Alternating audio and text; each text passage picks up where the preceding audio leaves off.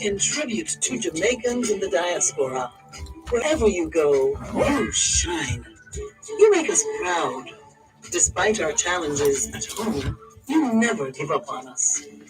Our sincere thanks. Wherever you go.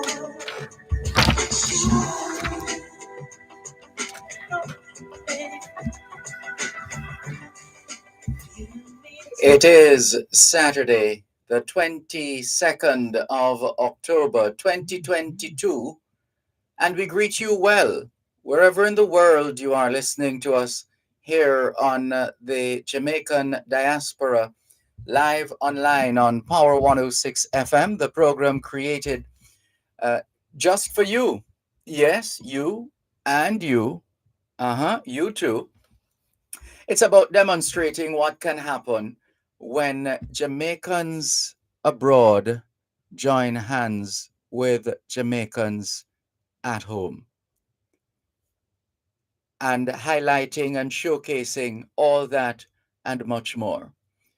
Welcome to those of you listening to us on 106.1, 106.3, 106.5, 106.7, and 106.9. From Moran Point to Negril Point, from the Goat Islands to Galena Point. This is Power 106 FM, serving Jamaica and the diaspora. Hello to those tuned in via the Power 106 FM app, which you have downloaded from the App Store or the Google Play Store, depending on the nature of your device. Downloading is free, listening is free, wherever, whenever. We thank those of you who have logged on to the Gleaners website, go-jamaica.com.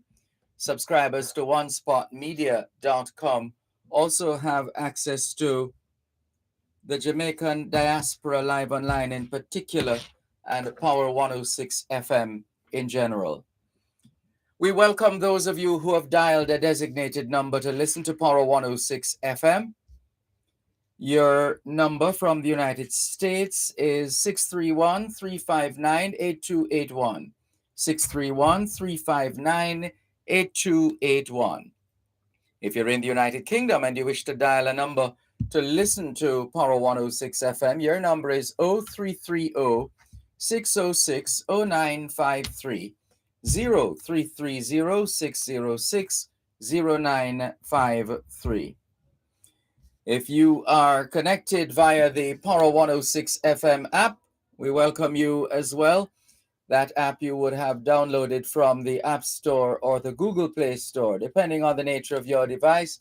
Downloading is free, listening is free, whenever, wherever. We acknowledge onespotmedia.com subscribers as well, who have access not just to Power 106 FM, but virtually every unit, every brand within the RGR Gleaner Communications Group. The lines are always open, 876-922-4112-5, if you would like to add value to the Jamaican Diaspora Live Online, 876-922-4112-5. Our social media links, Facebook, it's the Jamaican Diaspora Live Online. The Jamaican Diaspora Live Online on Facebook. On Instagram, it's Jamaican Diaspora. Jamaican Diaspora, that word is spelled D-I-A-S-P-O-R-A. D-I-A-S-P-O-R-A. Diaspora. On Twitter, it's at Diaspora JA106. At Diaspora JA106. And if you're on YouTube, you can check out the Dervan Malcolm YouTube channel. How about that?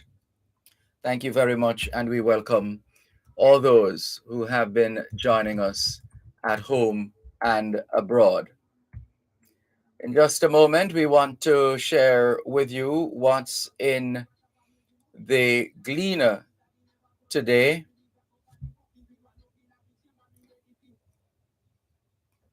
Front page of the Gleaner today.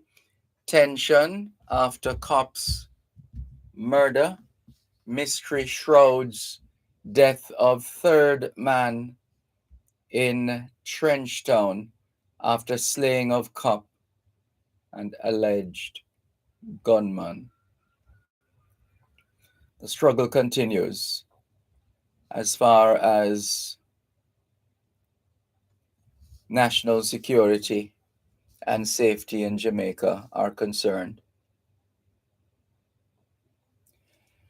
There's another story on the front page of the Gleaner relatives, police, relatives of social media personality to view body fished from sea today.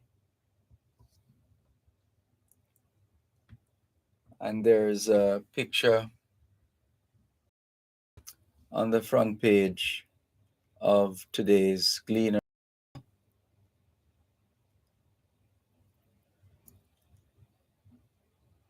And it's a mother and daughter hugging.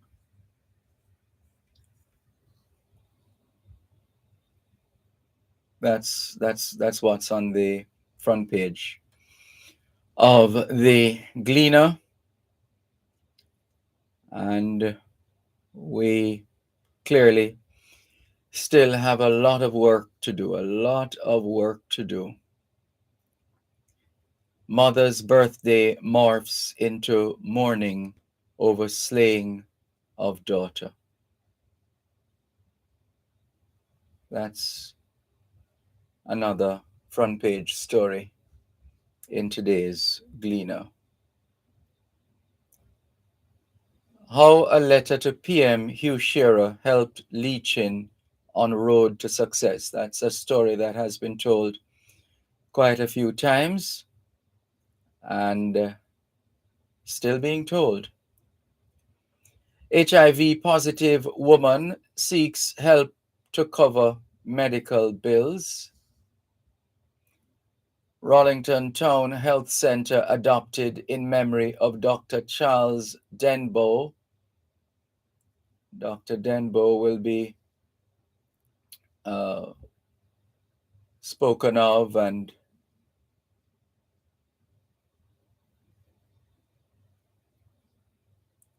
his children will be joining us online to talk about the adoption of the Rollington Town Health Center. A peek into leading Japanese town's garbage collection recycling system is a story. And we're not surprised here because we came across an article in one of the magazines we subscribe to some long time ago. And the idea in terms of recycling, so you have these apartment complexes which have garbage chutes, and there are specific instructions as to how you dispose of the waste. So plastic as opposed to household waste, as opposed to paper, etc. And when those go down to through the chute, there is a whole industry under the apartment, under the apartment building, a whole industry in terms of recycling. So as you dispose of your waste, that waste is being converted into recycled material. Fascinating. So here's a story. I think some journalists from Jamaica went to Japan, and so they're sharing their experience. Fascinating. Also in the Gleaner today, Hill wants local exports ramped up to close trade deficit. And we've been wanting that for a long time, haven't we? A very long time. But it's not going to happen unless we put in the work. So we can wish, the song says, wishing and hoping and wishing and hoping. We have to put in the work. Jamaican man charged with voter fraud in Florida. Access equals opportunity. The headline story in the Good Heart section of the Gleaner. And there's a picture of some bright young people. Look at them. Look at those faces surrounded by, well, surrounding uh, the pocket rocket, the outstanding Shelley Ann Fraser Price. That's her foundation making those donations. And Digicel is on board as well. Elon Parkinson pictured alongside Shelley Ann Fraser Price making the presentation. Morgan Kellier, dedicated to service, is another of the stories. 2021 Miss St. James Festival Queen encourages others to give back. It's good to see you, Morgan Kellier.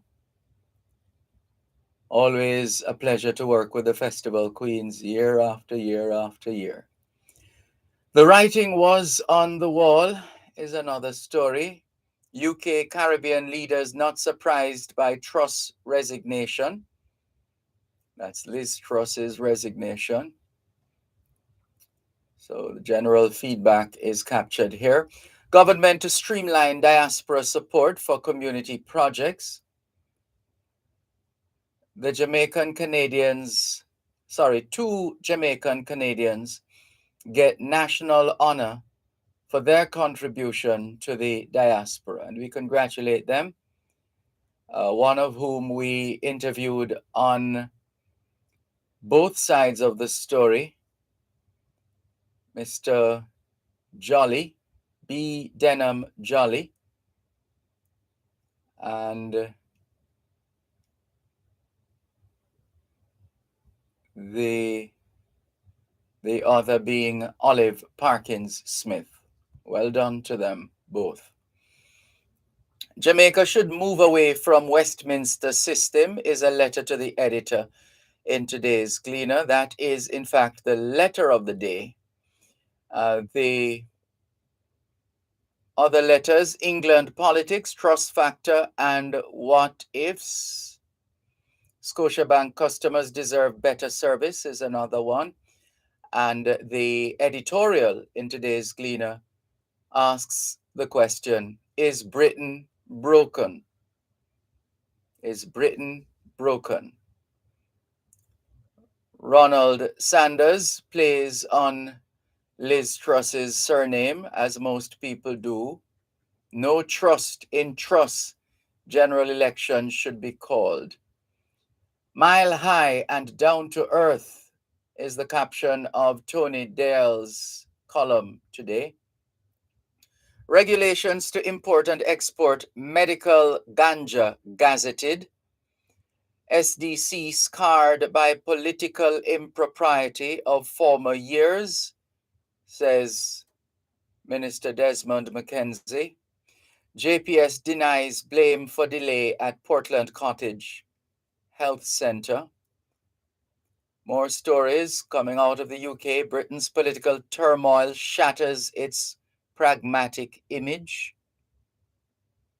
Out of the US, January 6 panel issues subpoena to Trump demanding he testify. The Returning Resident, a one-man show, is being promoted in the Gleaner, and that's supposed to be quite captivating. Sheldon Shepherd is the star, and the technology these days, you can use the camera on your phone to access. You can scan to unlock and see whatever is being promoted or packaged. More in a moment. You're listening to Power 106 FM. The time is now 15 minutes past 6 o'clock in the morning here at Broadcast House 2 Lyndhurst Road, Kingston 5, St. Andrew, Jamaica, which means 12:15 p.m. in Manchester, England. Tune in every Thursday at 3:30 p.m. for Your Legal Corner with Dana Walker Huntington during both sides of the story with Dervan Malcolm on Power 106 FM. It's your source of information regarding U.S. immigration matters, combined with Power 106 FM's pioneer of diaspora broadcasting. Call in with your U.S. immigration queries and concerns on 876-9224-11225 or send a text or WhatsApp message to 876-279-8598 and get the answers you need for your U.S. immigration questions. That's Your Legal Corner with Dana Walker Huntington, Thursdays at 3:30 p.m. during both sides of the story with Dervan Malcolm, only on Power 106 FM.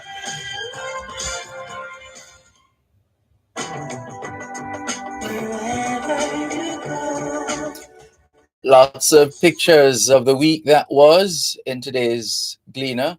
The sports section, shocking display. Really? Why is that shocking? It's the West Indies. There's no shock there. They played true to form in the T20 World Cup. And they're out. It is what it is. Former players, commentator slam Windies for early T20 World Cup exit. Barbados can seal World Cup spot today, and that is netball. Simmons, batters will be disappointed. How many times do they have to be disappointed before they get it together? And not just disappointed, but disappointing in their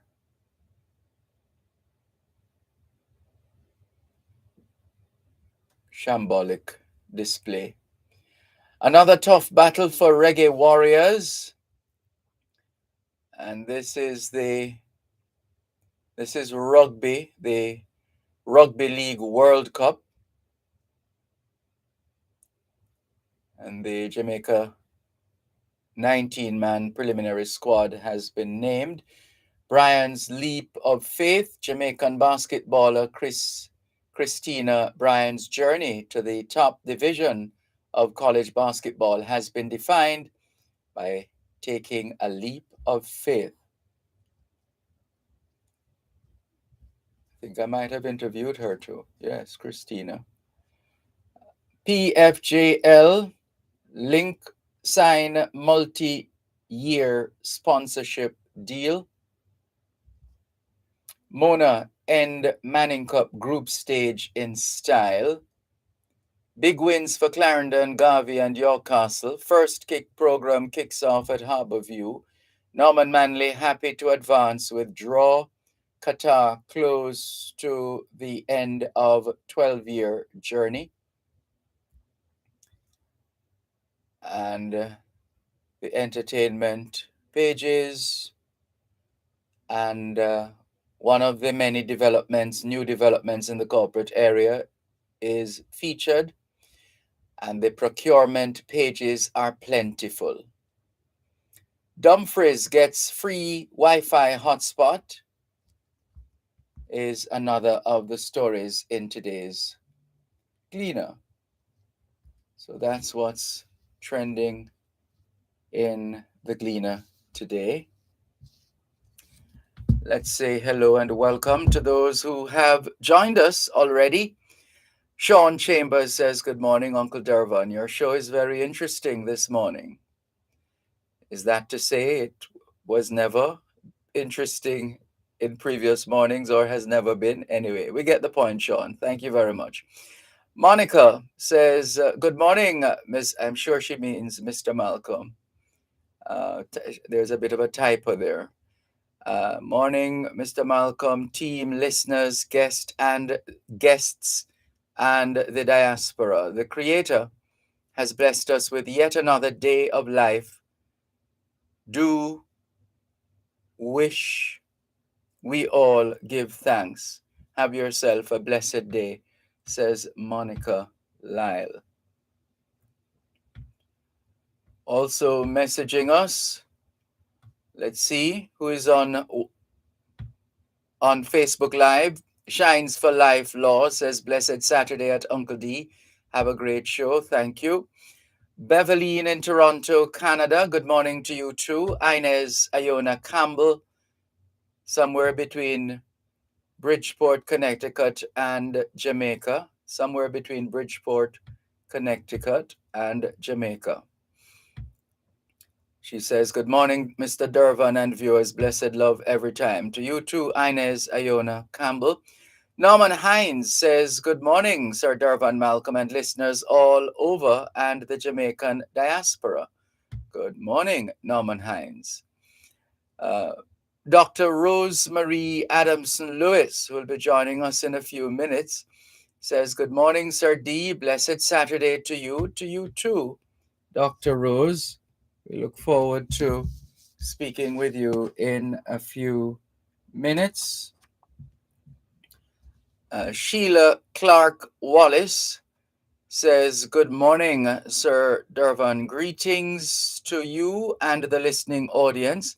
Sending love home in Elmont, New York, to my family from beautiful Jamaica, land of my birth. Welcome home, Sheila Clark Wallace. Good to have you on board. Thanks for tuning in. Hello, Judy Brown. Good morning. It's been a while. Good to see you online. Steve McDonald in Toronto, Canada. Welcome, Steve. Lorna Foster says, Good morning, Sir Dervan, and all your listeners at home and in the diaspora. Happy Sabbath to you too, Lorna Foster. Jennifer Stewart from Q Road in Kencott, East Central St. Andrew, says, Good morning, Sir Dervan. Good morning to you too, Jennifer Stewart. Thanks for keeping in touch with us here on the Jamaican Diaspora Live Online on Power 106 FM. Streaming live on the Gleaners website, go-jamaica.com, live on your smart devices all over the world, and welcoming your feedback. Always good to hear from you and good to learn of the different parts of the world in which you are listening and watching the Jamaican Diaspora Live Online here on Power 106 FM. Albert Lewis in Coconut Creek, Florida, has joined us as well. He says, Sir Malcolm, Team 106, and all listening and watching, good morning. Trust all will have a good day. And so say all of us, Albert in Coconut Creek, Florida. Thank you very much for your message, and we look forward to your continued support here on the Jamaican Diaspora Live Online on Power 106 FM. Still streaming live on the Gleaners website, go-jamaica.com, live on your smart devices all over the world. And there's a lot of activity in the yard here at 32 Lyndhurst Road already,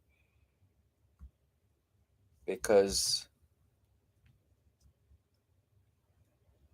prospective broadcasters and program hosts are getting the opportunity to audition today here at 32 Lyndhurst Road. Audition number 1 is from 9 a.m. to 1 p.m. and audition number 2 from 9 a.m. to 1:30 p.m. So it looks like it's going to be a busy day here at 32 Lyndhurst Road. We wish them well, these prospective radio personalities, broadcasters, talk show hosts, and program hosts in general. We wish them well. And this is about to happen 2 days, 2 days before, 2 days before some of us mark 29 years in media. 2 days away from that milestone. Indeed, it was the 24th of October, 1993, that yours truly, at 9 o'clock on that day, it was 9 o'clock in the morning, I remember it clearly, 9 o'clock, Sunday, the 24th of October, 1993, I went on air for the very first time, read my first newscast on Power 106 FM. So this seems to be the season for that, this time of year. As I said, we wish them well, all the very best as they pursue a career. Although these days, they what do you call them, Gen Z and Gen this and Gen that, the projection is they they are not going to necessarily stay in their respective professions as long as we have, and perhaps will, for those of us in the labor force. Some of us spend our entire lives. Well, the present and future generations will operate differently. They will enter a particular field, they will learn all that they can, then they will start their own business coming out of that enterprise, that initial field of endeavor. And then at some point that they will grow that business, and that business, they will then sell that operation, that business, and so on and so forth. It's a different world. Joan in Bermuda, good morning to you, Joan Richardson. She says, good morning, Sir D, and your global audience. Have a great weekend. Same to you and your husband and your daughter and your granddaughter and all the other Jamaicans and Bermudians in Bermuda. Good to have you on board the Jamaican Diaspora live online here on Power 106 FM. Still streaming live on the Gleaners website, go-jamaica.com, live on your smart devices. Oh, there's a very important bit of information. It's most unfortunate when scholarships are available and those who are eligible for those scholarships are not applying. That is not good. Case in point, this information here, the Jamaica Nationals Association is encouraging potential, eligible youngsters to apply for one of these scholarships available from the Jamaica Nationals Association in the Washington, D.C. metropolitan area. What's a quick link? Let's give you the link. What's the link? The quick link. The website is jnaofdc.org. jnaofdc.org. They're on Facebook as well, jnadc.org, and so on. We'll repeat this information in a while. One moment, please. You're listening to Power 106 FM. The time is now 6:30 in the morning here at Broadcast House 32 Lyndhurst Road, Kingston 5, St. Andrew, Jamaica, which means it's 8:30 a.m. in Hamilton, Bermuda. Crime Stop Jamaica Unsolved. Emphasis on the murder of 9-year-old Gabriel King, who was killed shortly after 11:30 a.m. on Thursday, January 13, 2022. Gabriel was with his mother in a blue SUV. She stopped the potholes and was suddenly hit in the face and dragged from the car. Her assailant drove away with young Gabriel. The SUV was found later on Fairfield Avenue with Gabriel on the back seat. Crime Stop and concerned citizens are offering a total reward of $1 million for information leading to an arrest and charge. Call Crime Stop Jamaica 311. Solving crime pays.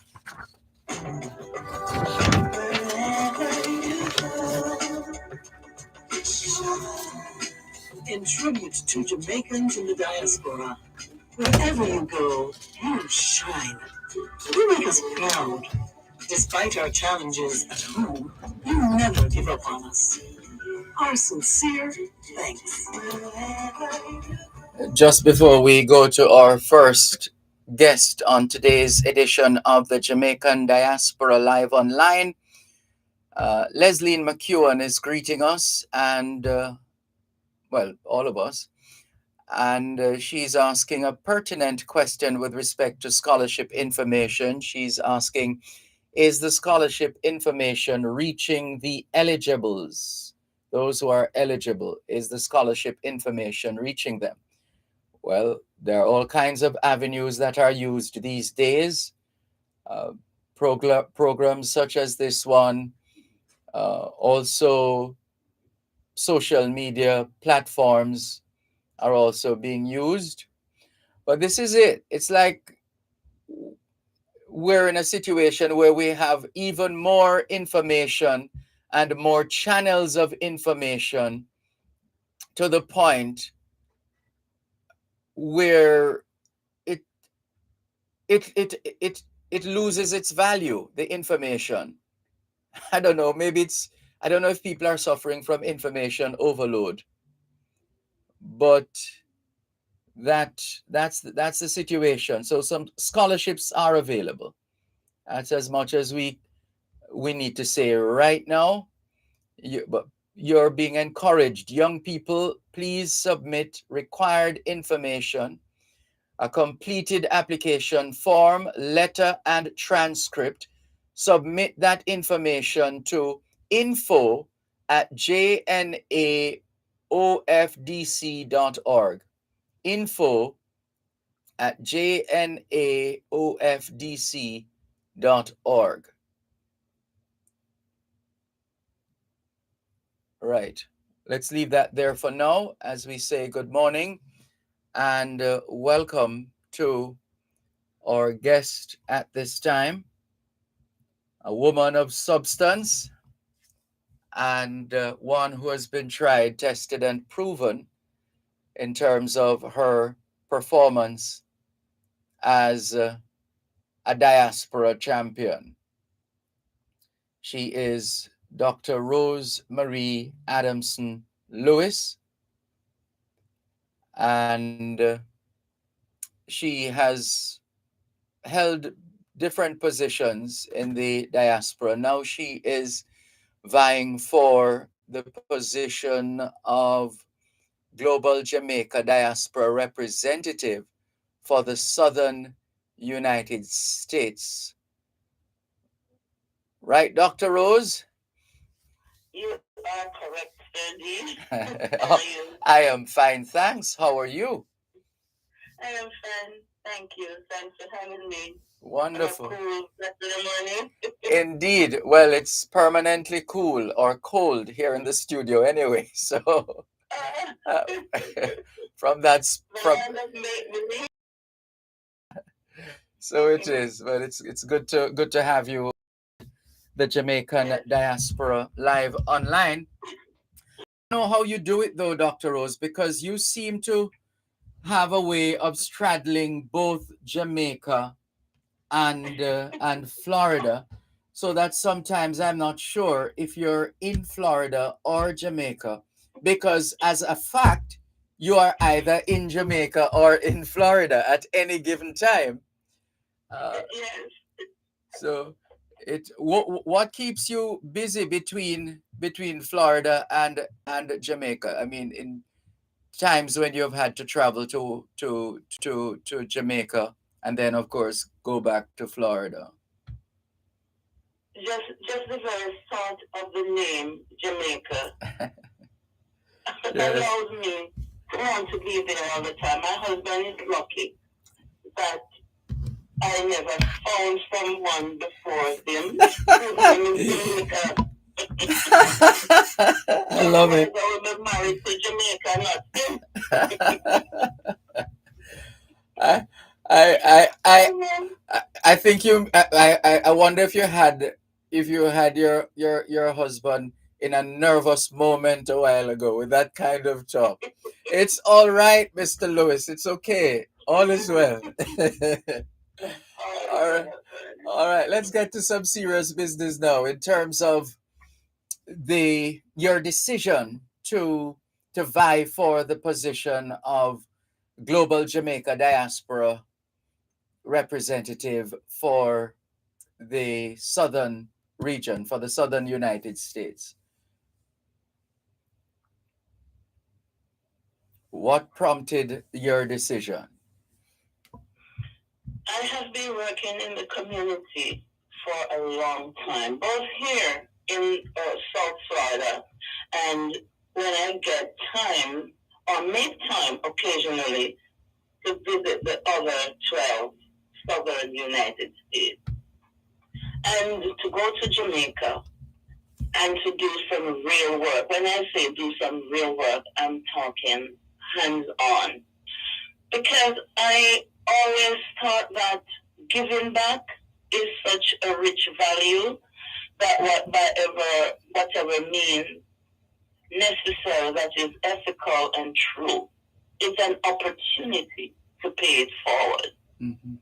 And so I do everything in my power with the help of others around me to generate funds. Yes, we need money to generate funds, medical equipment, services, missions, so that we can help our little country, our little island, Jamaica. Yes. So it's all about giving back. And what approach are you taking to as you pursue this office of Global Jamaica Diaspora representative for the Southern United States? What has been your approach so far, and is that going to remain constant, or will there be changes to that approach throughout for the rest of the campaign? No, there will just be further development in that I am looking at the 13 states. I pretty much know what our needs are in Florida, and so I am expanding beyond Florida. Yes. If I am not able to do that physically, then I am doing it virtually. Yes. And reaching out to other folks within the other 12 states. And getting them engaged. Yes. And Dr. Rose, why, considering that this is not a paid position, this is voluntary work, why are you responding positively to this to this potential post of Global Jamaica Diaspora representative for the Southern United States? Why? And you're not. It's not like you're getting paid. No, no. It's love of country. Love of country. I'm going to say one thing, Sir D. When we were living in Jamaica, we thought that everything was okay, everything was good in terms of young people having access to good education. You were able to be fed by your parents' provision, and you will live comfortably. But when you come to the United States and you see the opportunities that is in front of us, it makes a big difference as to how you look at Jamaica now. then you realize that some of the amenities here, we really do not have that in Jamaica. All the time when I lived there, I never had those resources like dual, going to school and working at the same time. And I see that it is different here in the United States. So I went ahead and I took advantage of the opportunity. And in the meantime, while I was doing that, I remembered Jamaica and out of the little that I could generate here, because the opportunity to work and go to school, I was able to do that and to help in Jamaica at the same time. Jamaica is always at the forefront of my mind and to how I am going to help to expand resources there. Yes. The love of country. Can you help our listeners to understand the nature of the election in terms of what's your understanding of the general procedure for those vying for the position of Global Jamaica Diaspora Council representatives? Generally, everyone will be vetted. Vetted means to see if each person has met the criteria. Yes. For this position. And being vetted means that, are you with the diaspora for a while? Do you understand the structuring, the foundation? How did it come about? What made the council come alive? What were they looking for? Who are they? So there is an understanding that you have been working for the diaspora, you have been producing, you have been giving back the things that you have accomplished over the years. And so do you know the information enough to give to your people? Are you aware of your region? What's going on in your region? Do you know the needs of the people? Have you been speaking with them? Have you been collaborating with them? Are you there for them when they need you in the community? Are you assessing what's going on in the community first so that you can be not so much reactive but being proactive? Yes. So it's looking into the region, the community, what's the greatest need, and what are you doing for your community? And what do you regard as your seminal contribution to diaspora development and by extension Jamaica in all the work that you have done so far? Which do you delight in the most? I love the healthcare and then education. Healthcare is my baby. Yes. Yeah, because I have over 33 years of experience in healthcare. And I think that I have acquired enough knowledge, whether it is hands-on or in the teaching mode, that I can offer, that I can give back to Jamaica. And I keep it very simple, and I have looked on it as an everyday situation where we go to Jamaica for vacation and God forbid something happens to us. What conditions would we expect for the institution, the clinics, the hospitals to be in so that we could get good service? Maybe it's not until that point, until we are in that predicament, we really understand, oh, this is the average, everyday life, living, lifestyle condition for the person, the people who live there. And so that allows us to see further, to say, if this condition is not the best for me, then we need to do something about it. Yeah. Well said. Sorry. Go ahead. Sorry. Additionally, as a professor, also, I have made plans that I will maximize my skills with the simulation and through the virtual platform. that I would extend my service to the medical fraternity, including nurses, and to go through some high-tech skills with the technology so advanced. One moment, please. Dr. Rose Marie Adamson Lewis, immediate past president of the Jamaica Diaspora, Southern USA, and she's now vying for the position of Global Jamaica Diaspora representative for the Southern USA. You're listening to Power 106 FM. The time is now 15 minutes to 7 o'clock in the morning here at Broadcast House, 32 Lyndhurst Road, Kingston 5, St. Andrew, Jamaica, which means it's 8:45, make that 7:45 a.m. in New York, New York.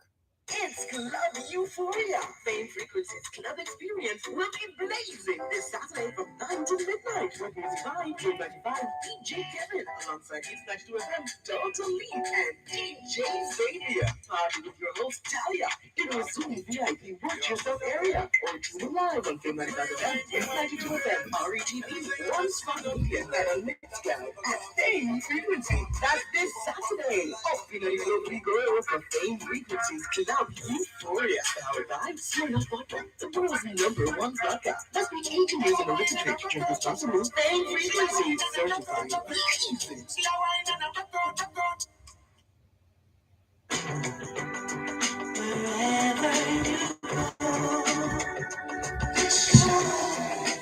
In tribute to Jamaicans in the diaspora, wherever you go, you shine.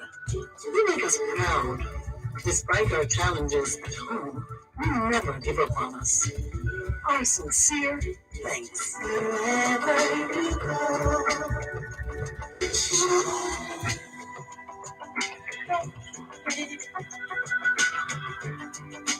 you need to know. Shine.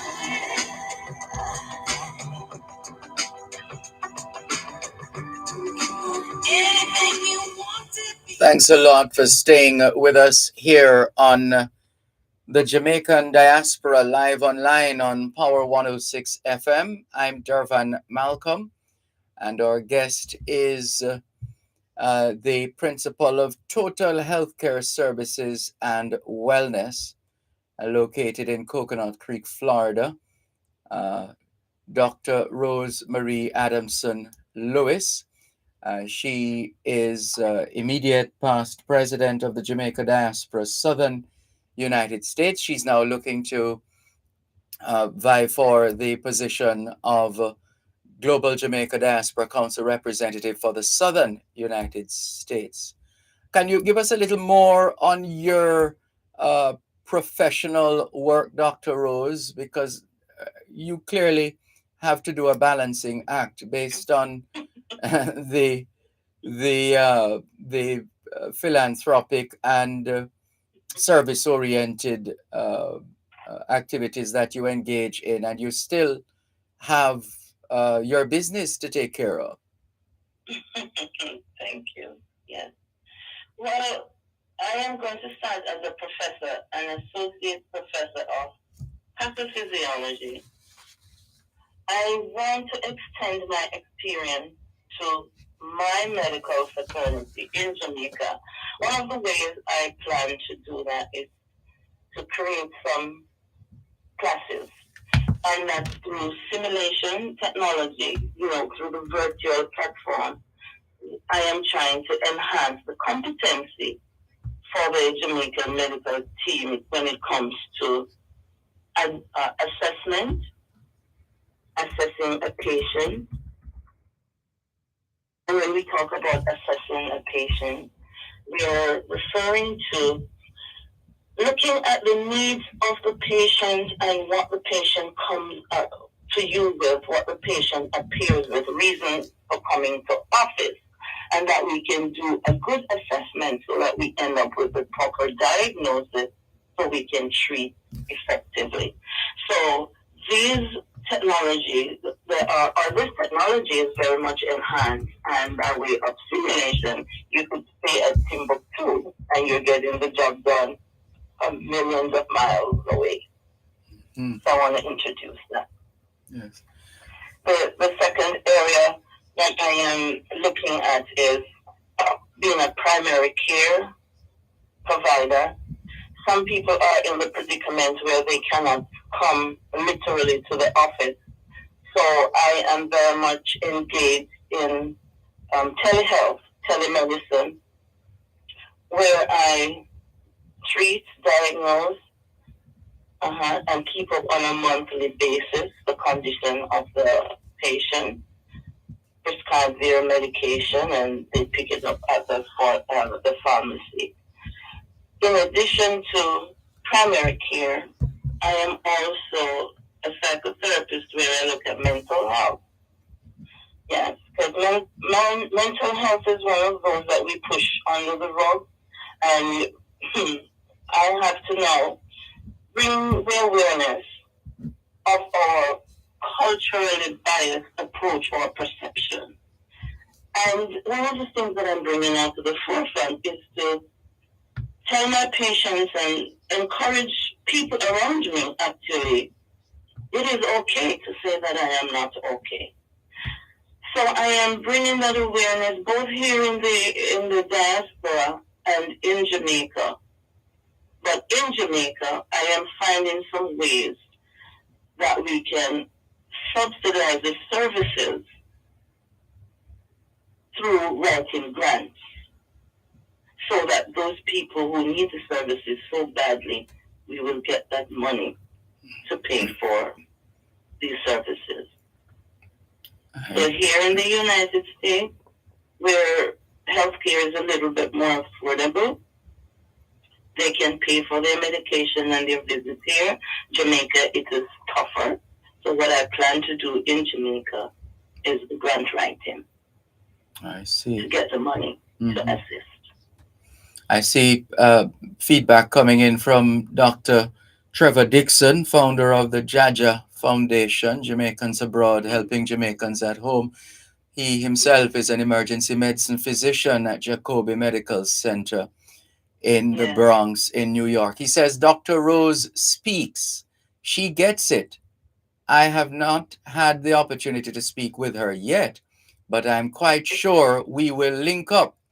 Her heart is in the right place when it comes to the health condition that exists in Jamaica.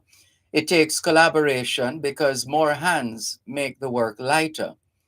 Let's not wait until we are forced to use the health system in Jamaica for ourselves or our loved ones, says Dr. Trevor Dixon.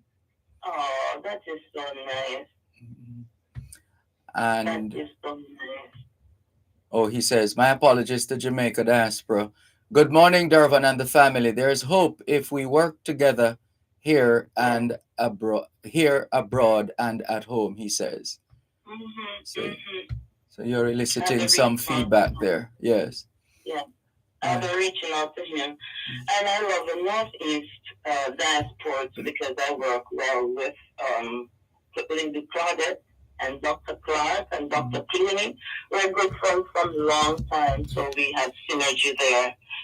In addition, I have a very good rapport with the Minister of Health, with Mr. Cephas and Dr.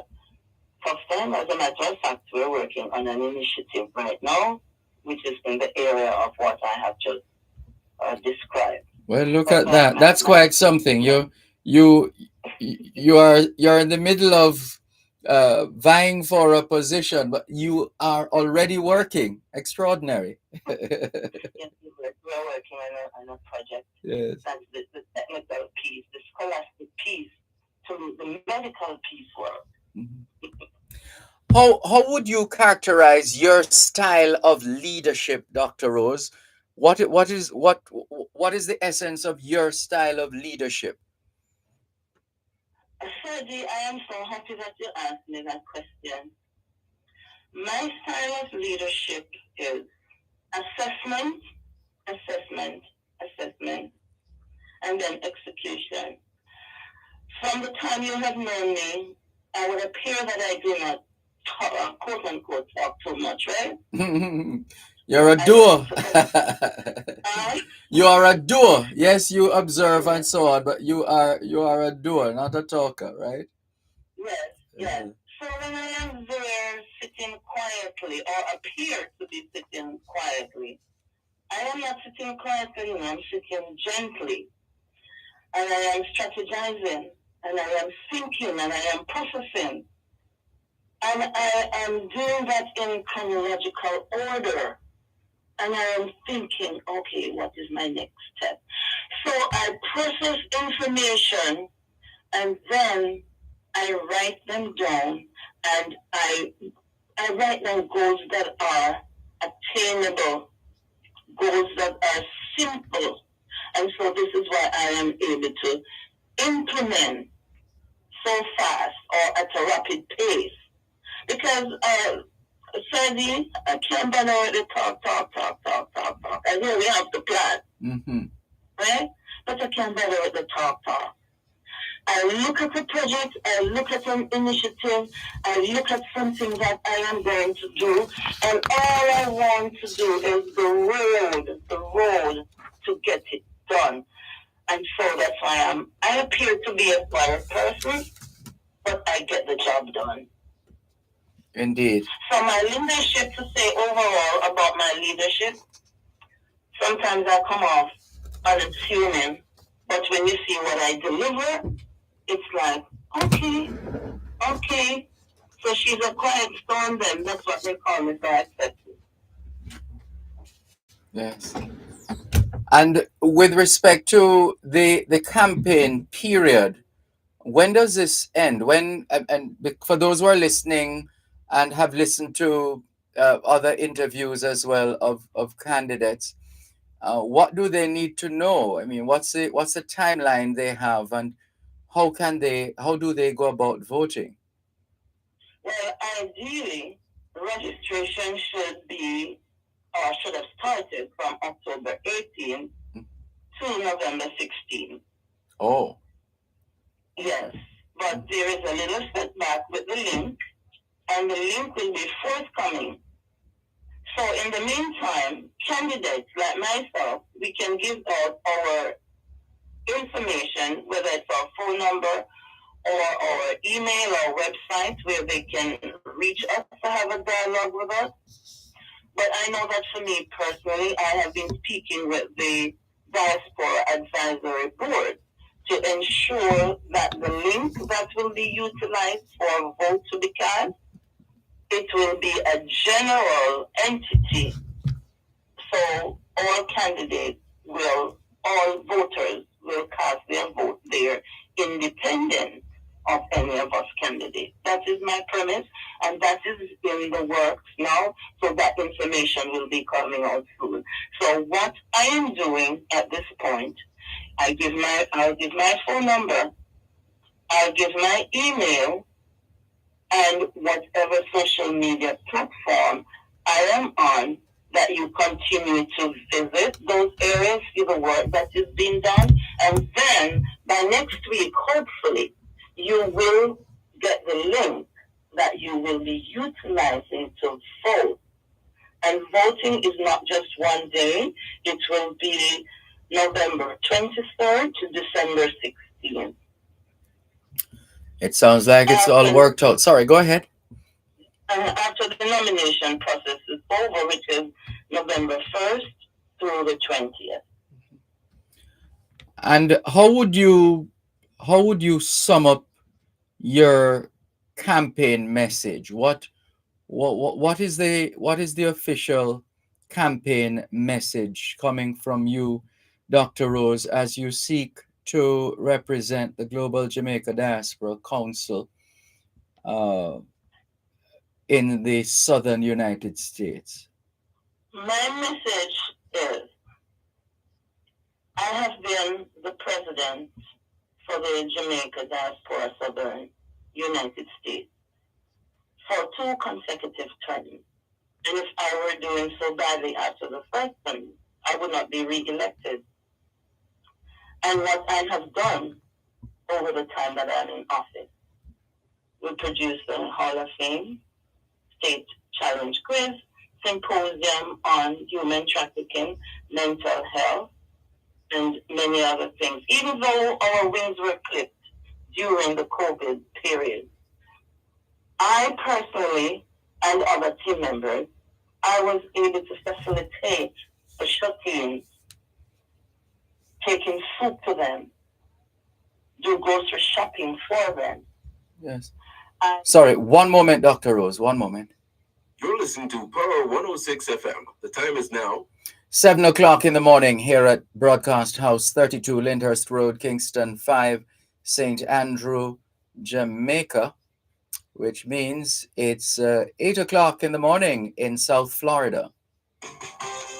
Listen to your favorite programs live on the Power 106 FM app. You can download the app on Google Play Store and the App Store. Can't catch your favorite show live? Then listen to your show on our podcast library, wherever you are, whenever you wish. Power 106 FM, the digital sound, where all views can contend. Now online via the Power 106 FM app.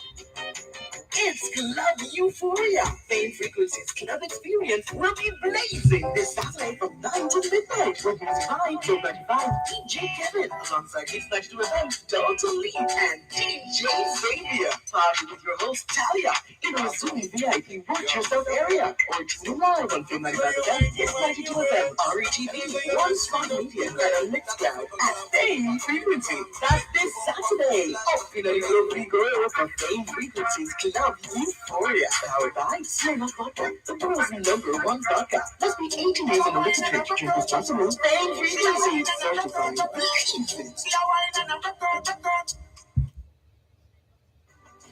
Wherever you go. In tribute to Jamaicans in the diaspora, wherever you go, you shine. You make us proud. Despite our challenges at home, you never give up on us. Our sincere thanks. Wherever you go. Thanks a lot for staying with us here on the Jamaican Diaspora Live Online on Power 106 FM. Let's allow Dr. Rose to just complete what she was saying just before we wrapped in terms of her message. Dr. Rose, please go ahead as we wrap. Go ahead, please. Yes, as it continues. So I am physically here in the community, seeing my community members. Some of them have become my patients, dropping off medication to them, dropping off remedies to them, like the garlic and the turmeric, the lime, and physically taking it to their homes during the COVID period, giving them information. So I was privileged to be out there. I mean, I had my mask on. So I was privileged to be out there, to be among them. And for the other 12 states that I was not there physically with them, I was on the phone. I was with Zoom, that I utilized that platform. And so even though we were far apart, we were near in heart. So my message is, I have been managing the 13 states for 2 terms. And all I'm asking is, please give me that opportunity to finish the work that I have been doing. The experience that I have gathered over those 2 terms, I am going to take it to the next level and to maintain that which was created and create new initiatives to make sure that it is impactful and that it's not about Rosemary, it's about working for the people. I must be there for the people. My message today, yesterday. The message is clear. Sorry, Yeah. go ahead. No. Yeah. And I do that well through my non-profit organization, Roses Garden of Hope Foundation. Thank you very much, Dr. Rose. We're out of time. Thanks a lot. It's been a pleasure. All the very best. A pleasure for me as well. Thank you for having me. Oh, anytime. Take care. Yes, thank you so much. Associate Professor of Pathophysiology, Principal of Total Healthcare Services and Wellness Center and Wellness in Coconut Creek, Florida. She's also immediate past president of the Jamaica Diaspora, Southern USA, now vying for the post of Global Jamaica Diaspora representative for that same area, the southern United States, Dr. Professor, Associate Professor Dr. Rosemary Adamson Lewis. And right now we are, for those who have been reading The Gleaner, you at some point you perhaps saw a couple of stories about an extraordinary Jamaican, a Jamaican born entrepreneur who has been creating waves. She set tongues wagging after news broke of her enormous contribution to her alma mater, University of Connecticut. Speculation is it's somewhere in the region of 10 million US dollars or more. And as if that weren't enough, she's not only giving back to her alma mater, but building a center uh, that will will be inure to the benefit of young people, especially those involved in sports, based on her background as a track athlete as well. And she's also investing in Jamaica. The information that we have gathered so far, investments in excess of 41 million US dollars investing in Jamaica. She has a degree in human development and family relations, an MBA in business administration, and a doctorate in management and organizational leadership from the University of Phoenix. As we also indicated, she's a former track athlete, owner of Bailey's Medical Equipment and Supplies, Bailey's Pharmacy, and Bailey's Scrubs, all in Florida.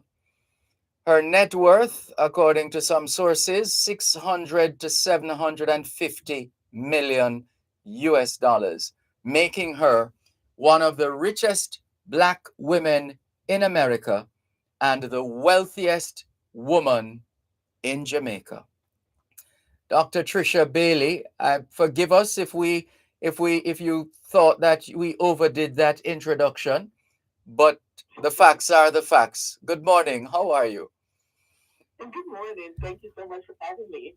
It's a pleasure. Pleasure to have you on the Jamaican Diaspora Live online. What is your outlook on life as it has been shaped by your life's experiences?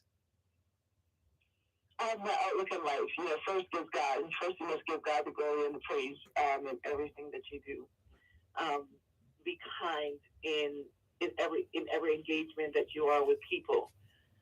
One of the things that I have done, one of the things that I've done in my life is I'm always keeping it conscientious that God is favorable to all, and when you put the work in, He will repay it as long as you place it in His hands, repaid in multitude, and that's what's happened in my life. Mm-hmm. And when you reflect on your life, can you recall any period, moment, or time when you hearkened to such a day as this, when we'd be talking about you in the way we have? Or has it all been happenstance? No, I've never thought that I would actually be in this space right now. One of the things is like about me, and money is not important. My success is the way in which I move. Money is just another object in order to gain the strength that you need in order to support the people that you need to support. I've never dreamt of being in this space. This is a space that I don't know if I'm actually, I don't even know if I realize it yet. And a lot of people always say to me, you're the most humblest person that I know. But the reason why I am the way I am is, from their little girls and boys in Jamaica who are walking those 3 miles, 3.5 miles like I had to when I was growing up. And I feel like every person should be treated the same. So for me, it's, yes, the media is going, they're doing what they're doing. But for me, I remain the same. I remain intact with my faith, and I remain intact with making sure that every person who engaged with me are treated with the love that I would want my children and myself to be treated as. Can you take us back to those early years well, first of all, let's just get a sense, because there our listeners will want to identify. We love to identify with successful people. Nothing wrong with that. For those who would like to say, "Oh, she's from my parish or from my district," can you give them that privilege, please, by sharing with us your Jamaican roots, your Jamaican heritage? So I'm from St. Elizabeth. I'm from Woodland, St. Elizabeth, to be specific. Um, which is a lot of Jamaicans that I know don't know where Woodland is. So it's as rural as you can get. Bakawal, but come from Bakawal. But how much of those early years do you remember, though, in terms of things you used to do, things that were done for you, etc.? So I came to the United States when I was 13. So I had 13 years of development, which is, as you probably already know, is my core developmental years. Mm-hmm. Walking to school, my cousins, one of the things that all my cousins, they know of me, I fight for everyone. And I guess I'm still fighting for everyone today. So if when they go to school, something happens, they come and get me to fight them. So I fought boys, girls, aunties, uncles, you name it. So, and so your people would have said at that time that you're a fighter. You fight too much. You're a troublemaker. Did you get that? I mean, how was that received? No, never a troublemaker, because I never fought for myself. I never had to fight for myself. So you were always defending others. Is that it? Okay. Yes. I see. That's quite something. And your love for track and field, how did that come about? I didn't realize that I like running. When I came to the United States, I wanted something to do after school. So I started doing a lot of different sports. I did volleyball, I did gymnastics, tennis. And one day when I was at gymnastic practice, which I really sucked at gymnastics, so I don't know why I was even trying to do it in the first place. I was running around the track, and one of the girls said, "You seem like you'll be really good at running." And so I said, "Oh, okay." She said, "You should join the track team instead." And I joined the track team, and instantly I was doing extremely well. The first year I was there, my first year running, I finished second in the state, second in state open, second in New England. So I just must all this walking, all this 3.5 miles walking and running around in the woods and the bushes in Jamaica. I must have gained a lot of strength in practicing where my destiny was taking me. Well, clearly you did. And how were those university years? My university year. So I'm, as you guys know, I grew up in Hartford, which is a very underserved area. Um, so if I didn't have my scholarship to go to UConn, I wouldn't have been able to start my life.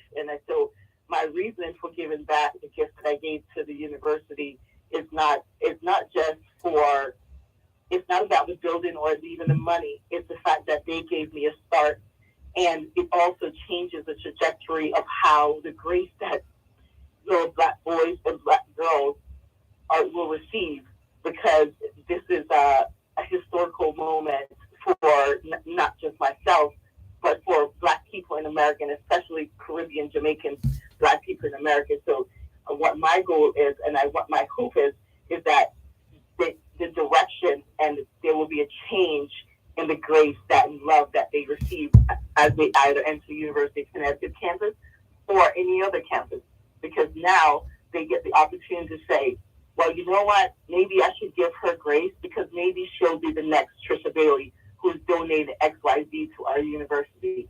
And I pray that that impact, that gift that I've given, will have that impact to be able to pull more kids in, give them more scholarships, so that they can thrive the way that I have. Well said. One moment, please. We need to take a break here on the Jamaican Diaspora live online on Power 106 FM as we feed dynamic and driven Trisha Bailey. More in a moment. You're listening to Power 106 FM. The time is now 7:15 in the morning here at Broadcast House 32 Lyndhurst Road, Kingston 5, St. Andrew, Jamaica, which means it is 3:15 in the afternoon in Addis Ababa, Ethiopia. The Issa Manning Cup schoolboy football competition is in full swing, and Power Play will bring you live reports and updates on the football matches. Listen to every Tuesday at 7:15 p.m. right here on Power 106 FM. Live reports will be brought to you by Chada Distributors Limited, KFC, and Alice Duane and Company Limited.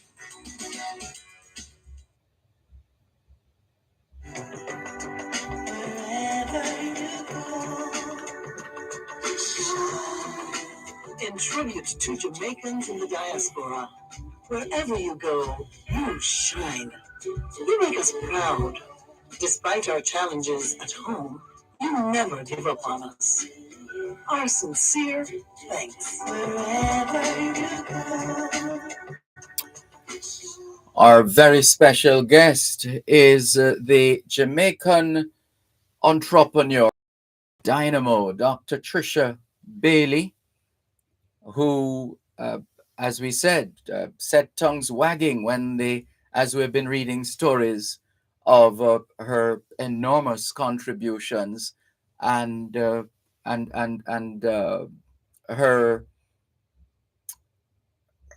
her preparedness, her readiness to give back to those individuals, institutions, organizations that have played their part, and indeed countries like Jamaica, right?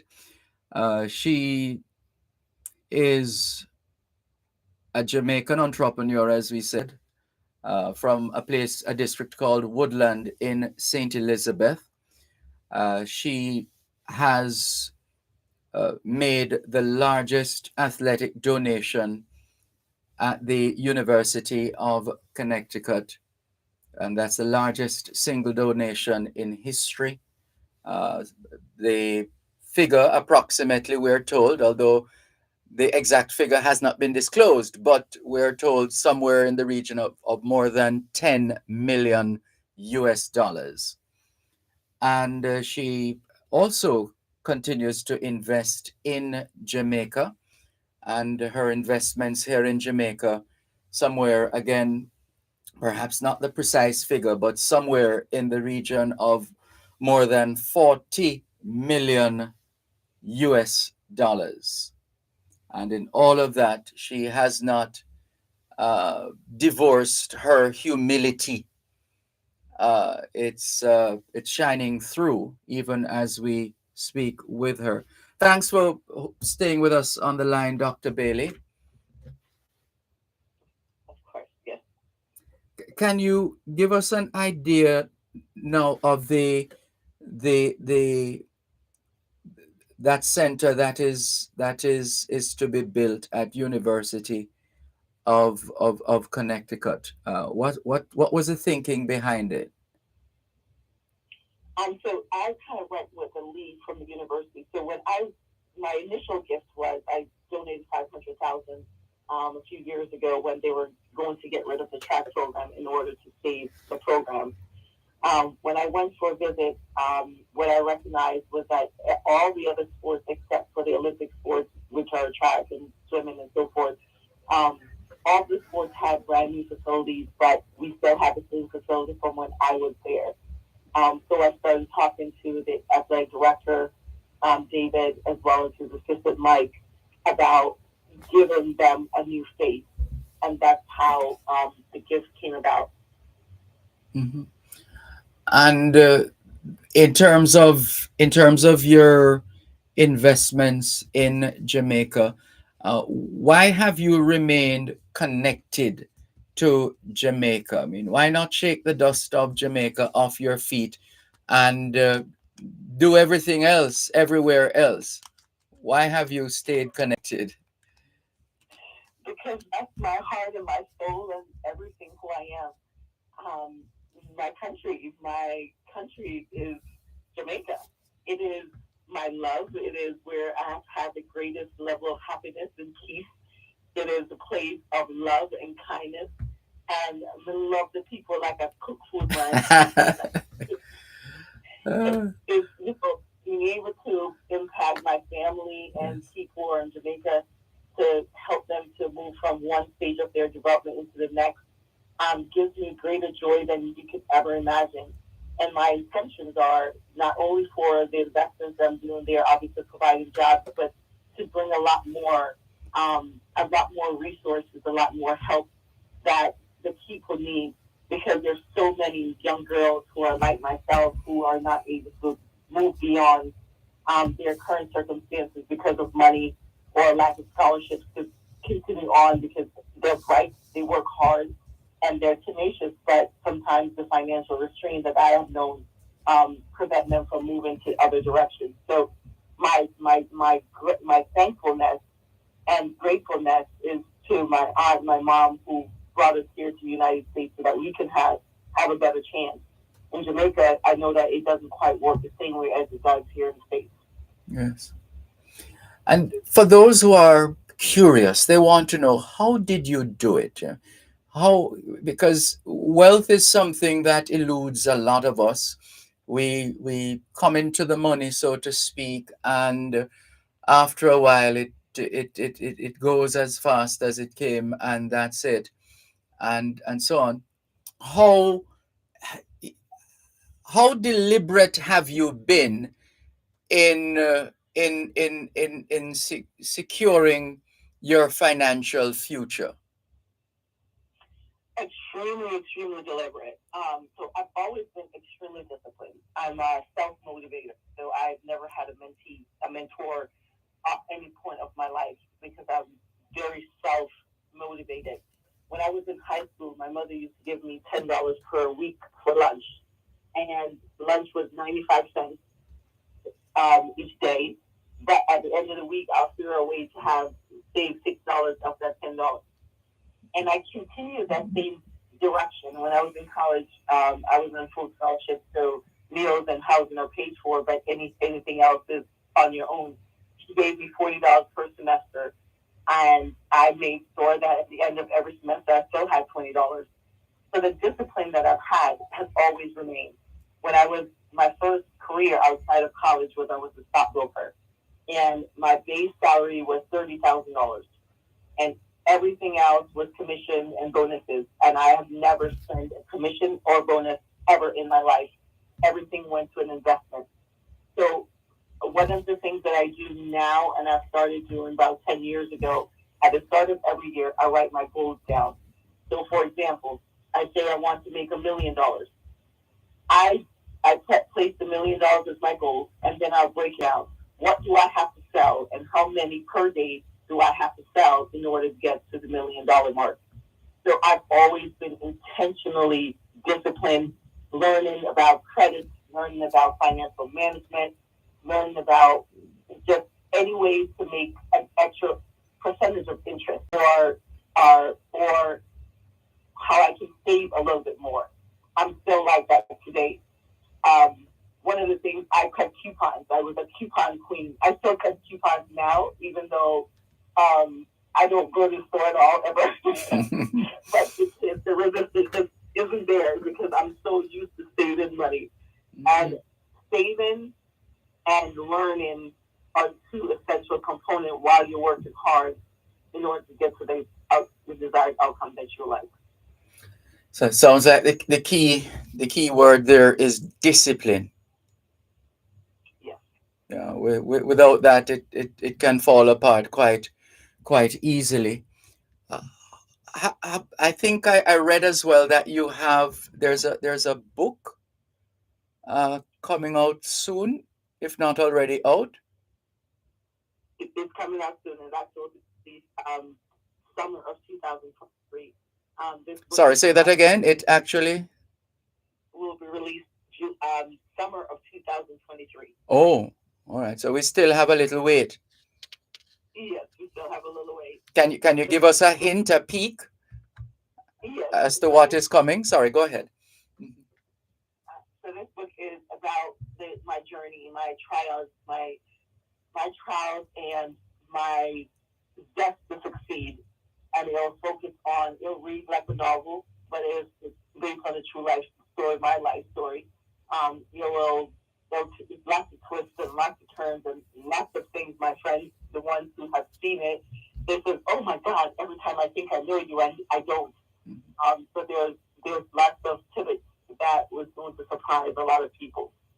Well, I don't expect you to give us all the details of the book now, if any at all. Well, you've just touched on it anyway. But in terms of in terms of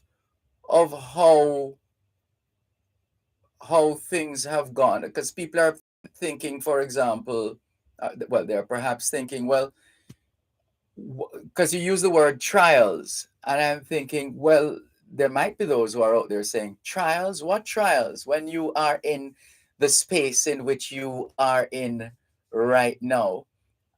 Care or to say a little bit more about the trials in case people have been all smooth sailing? Yes, because I can tell you that it has definitely not has been smooth sailing.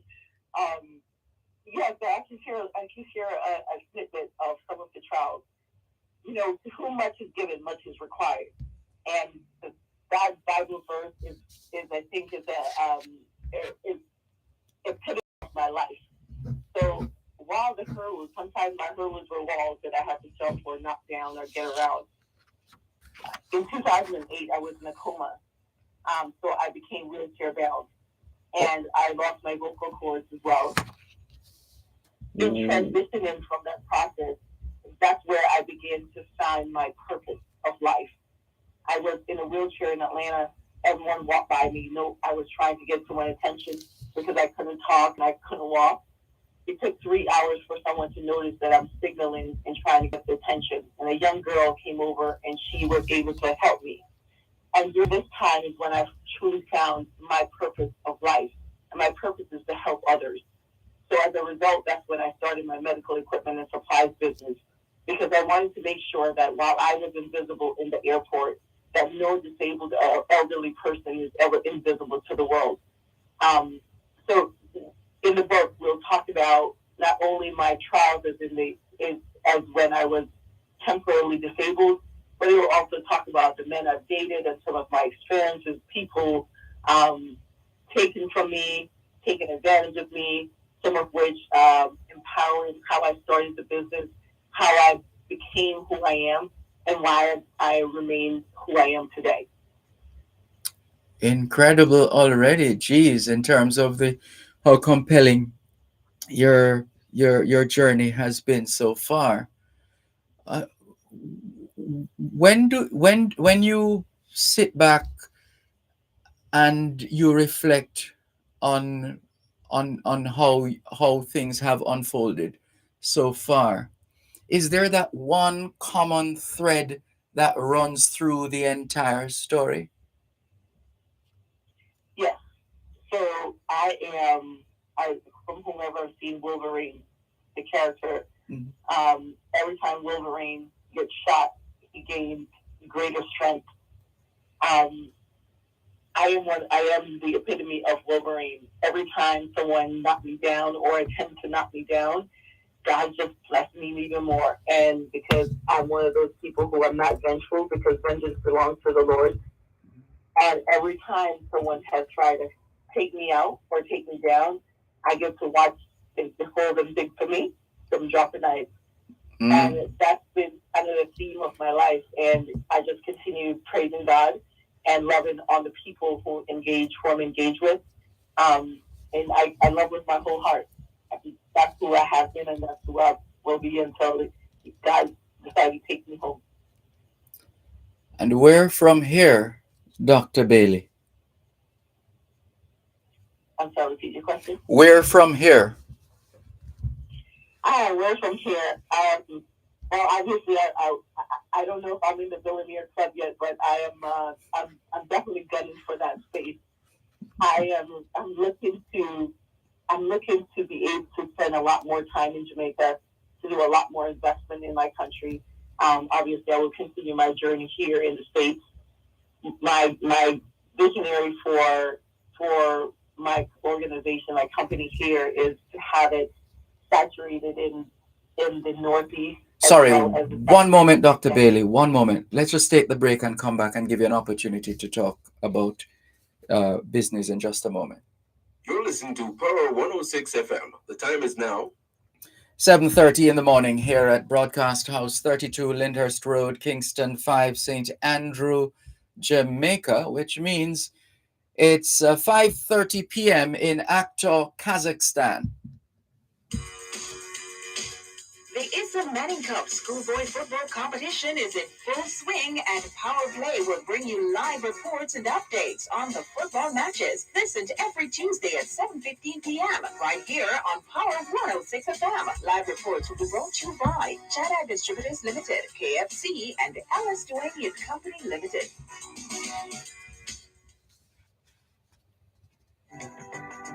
Wherever you go, in tribute to We're just about, and reluctantly so, getting ready to wrap our conversation with Dr. Trisha Bailey. Uh, she is an extraordinary Jamaican of monumental proportions. She has been in the news here in Jamaica recently, and we thank Lester Hines for the sharing her story with us before we actually got this opportunity to do this interview. And so everybody is still talking about the significant contribution that she has made to the University of Connecticut for obvious reasons, and also her investments here in Jamaica. And as she said a while ago, she's looking to continue. So, to the question, where from here, I think you were going on to talk about your business, or one of. Yes. Mhm. Yeah. Well, not one of two of. Go ahead. Probably my intention is for within the next 5 years to be saturated in the entire Northeast as well as Southeast United States. The goal is that I've thought about whether we go with IPO, which is the initial public offering, or not. I have not decided that yet. My children are investing and working really hard to be able to come in and take over after mommy's no longer wanting to be in the space. So I may not go toward the public. Right now, I want to be able to just raise my kids, to love on them, and love on my friends and my family, and do some charitable, do some more charitable work than I have been doing. I'm looking forward to having a real impact, and hopefully a real significant impact also in Jamaica. And as things progresses, my girlfriend tells me whatever comes out of my mouth always seems to happen. So from my lips to God's ears. No, that was supposed to have been my final question, but you mentioned the children, and I'm thinking, how are they receiving? How have they been receiving all of this, with or without coaching from you in terms of how to respond to the space in which they find themselves? My children kind of remain sheltered still. I don't think they have a clue. Well, some of them do, the older ones, because I have from 24 all the way to 3. So they are still, they have a certain life. And what I do for my kids is I make them work.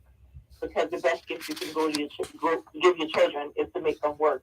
So that if they're not growing up, just receive it and don't know what it feels like to have to earn it.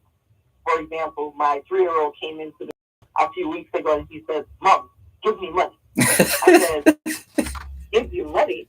Did you work for it?" He says, "Oh, I have to work?" I said, "Yes, honey, you have to work." So he goes out and goes in the kitchen, he gets a mop and he started cleaning the floor because he had to make some money because he needed to take mommy to a date.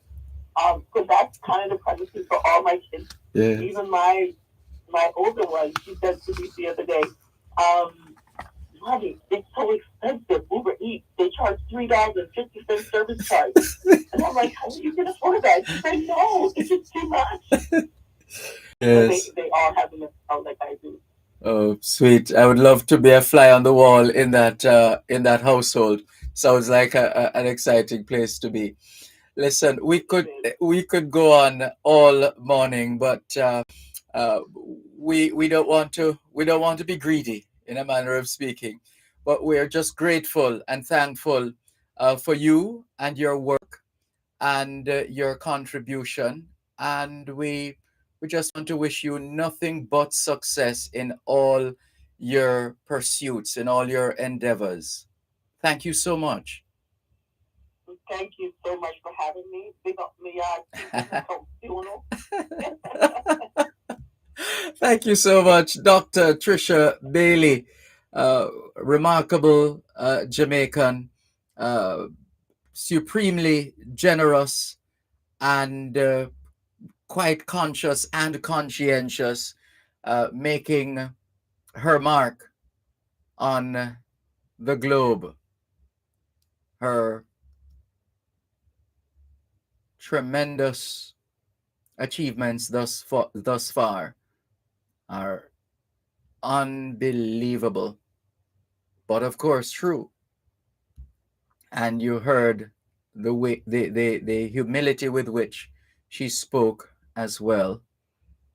Outstanding Jamaican, a degree in human development and family relations, an MBA in business administration, and a doctorate in management and organizational leadership.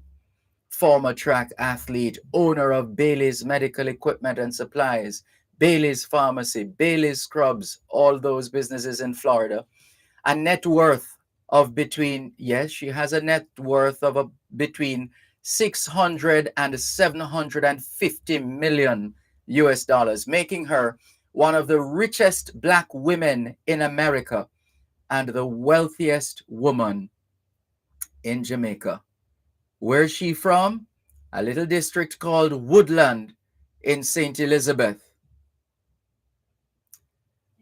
There's more as we continue here, and thank you again, Lester Hines, for your usual collaborative work, just making sure that we not only do print but also electronic media when it comes to these awesome stories of awesome Jamaicans.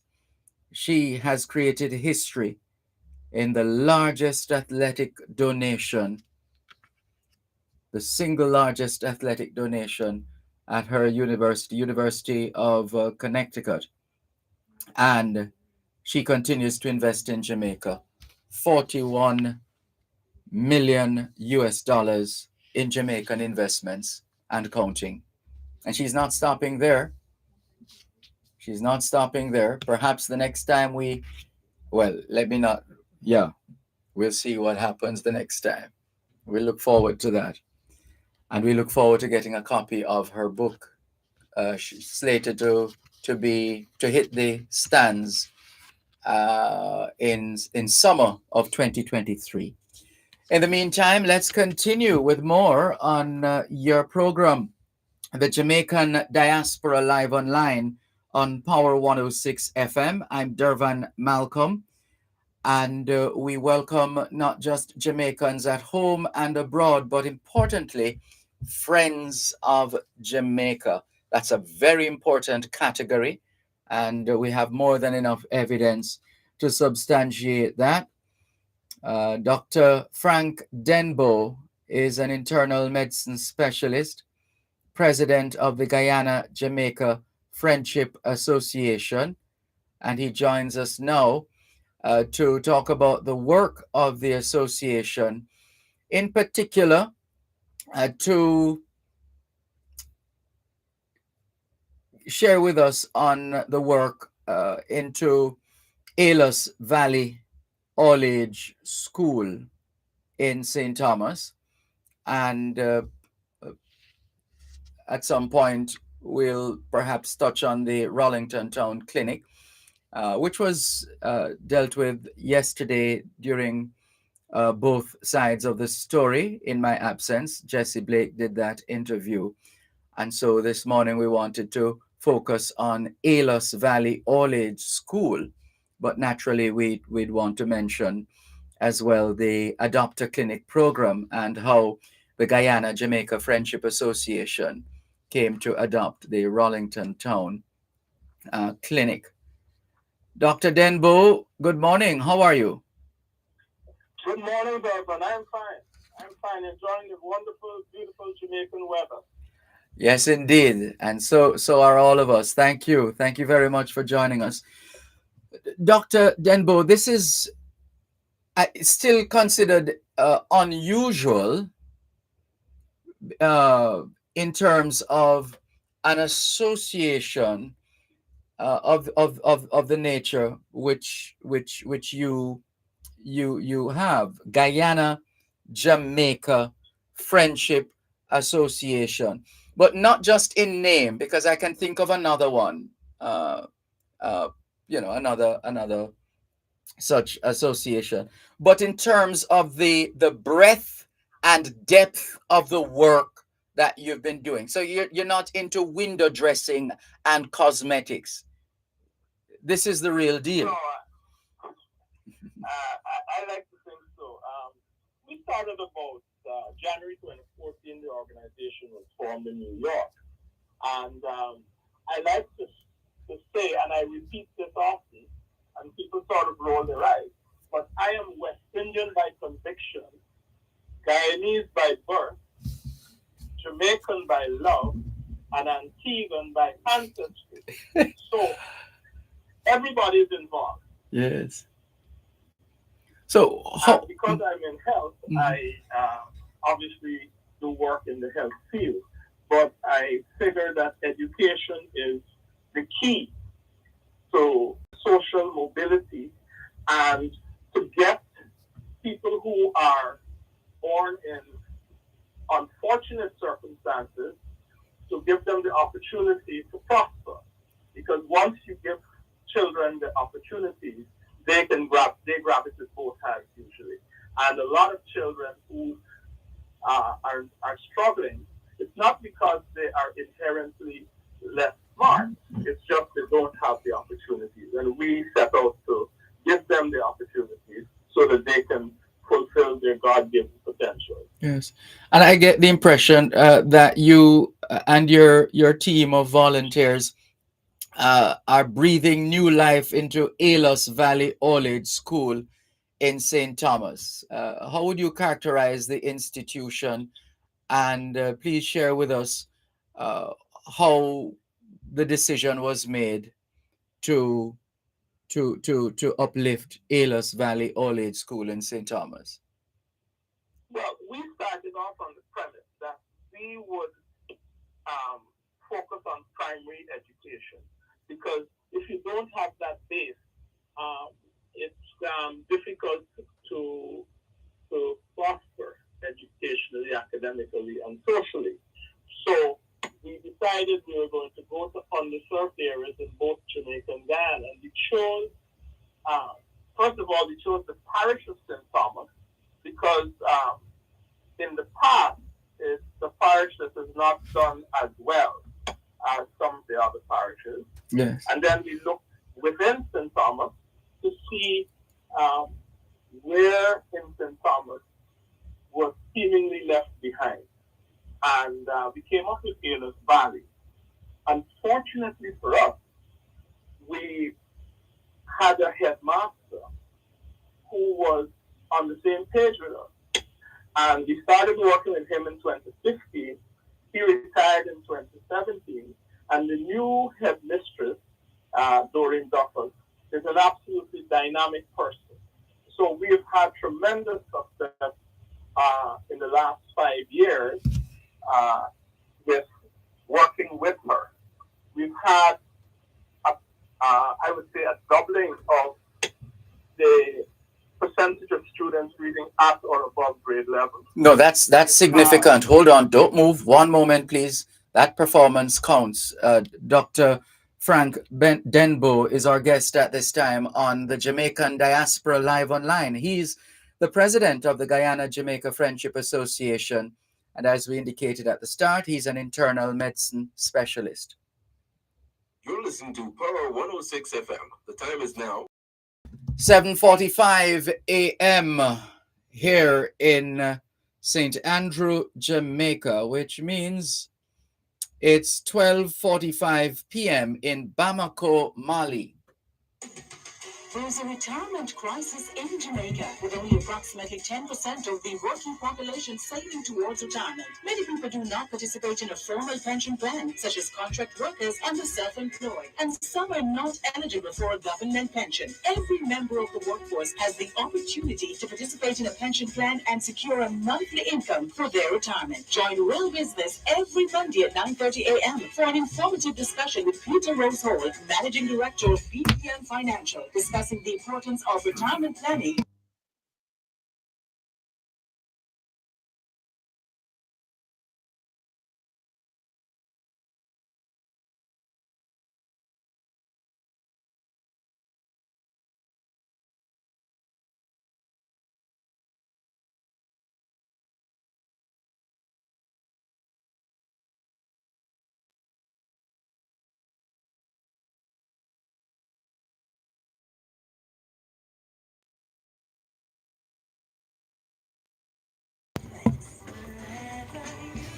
Thanks a lot for staying with us here on the Jamaican Diaspora Live Online on Power 106 FM. I'm Dervan Malcolm, and we are delighted to have on board right now Dr. Frank Denbo, internal medicine specialist, president of the Guyana Jamaica Friendship Association, an association that continues to do very, very good work, an institution, an association that is straddling both health and education in this instance in terms of their service and their contribution. We're talking about the adoption of the Rollington Town Clinic, part of the Adopt a Clinic program here in Jamaica, and also the work at Alos Valley All-Age School in St. Thomas. And I think it's, is it Senator Don Webby who likes to quote, I think he likes to say, what gets measured gets done. And from what we've heard so far, especially going to the break, Dr. Denbo and his team of volunteers have been checking up and following up, and he's now able to tell us the improved performance improvements that have unfolded since the work has been going on in terms of enhancing Alos Valley All Age School in St. Thomas. So we'll ask you to just pick up the point. You are giving us an idea of the movement in terms of the improved performance of the students. Yeah, they were sitting at around 37%, no, 47% of students reading at or above grade level. So now it's 88. So that is. No, we can't gloss over that. In fact, we have to ask you to repeat that information. That is important. So there was a time when the reading levels stood at 47%. And with the work that has been done, you've managed to take that now to 80 odd percent. That is correct. Absolutely. How? Not only that, Mm-hmm. but around 2017, the Ministry of Education was thinking of closing the schools. Enrollment has fallen to 40 students, and people in the community no longer wanted to send their children there. And they would send their children to schools that were 3 and 4 miles away. But as time has gone by, as we have intervened, we've had all sorts of interventions in terms of not just equipment and school supplies and learning aids, but also we've actually had our education people in New York, all of whom have Caribbean background, to have seminars with the teachers, showing them and teaching them new techniques, innovative techniques to help with learning. And one of the important things that I have come to recognize is that dealing with small children, young children, it's important that learning should be fun. Yes. Because if learning is fun, they will be interested. And once they become interested, you're on to a winner.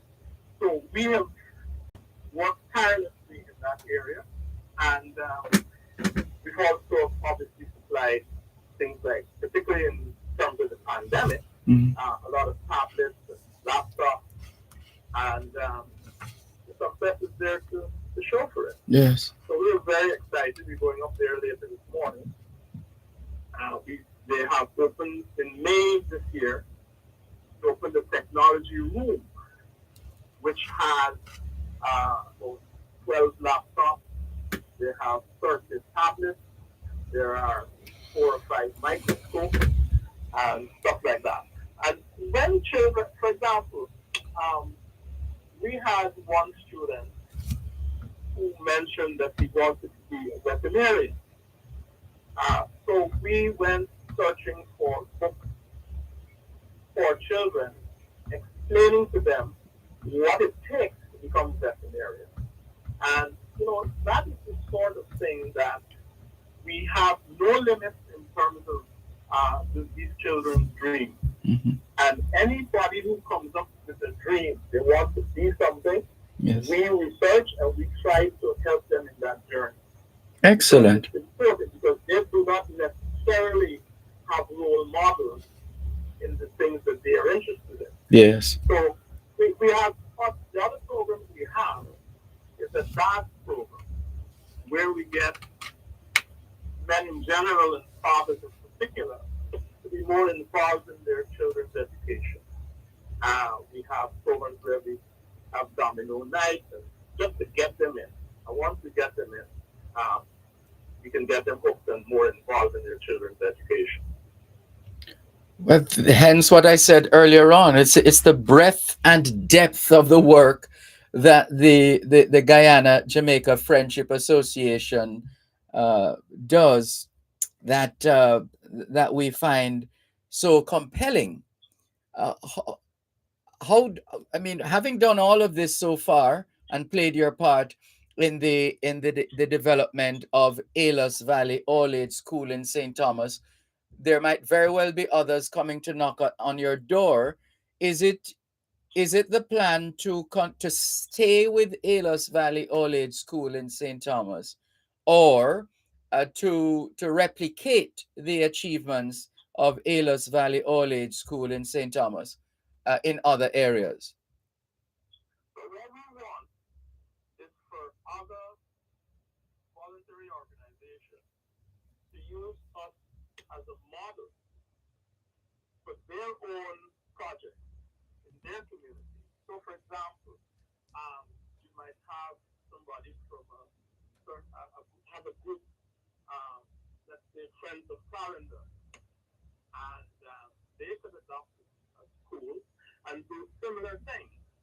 And we'll be happy to share our experiences and our knowledge with any organization, not just here in Jamaica, but certainly in Guyana, where they could partake in the sort of programs that we have been involved in.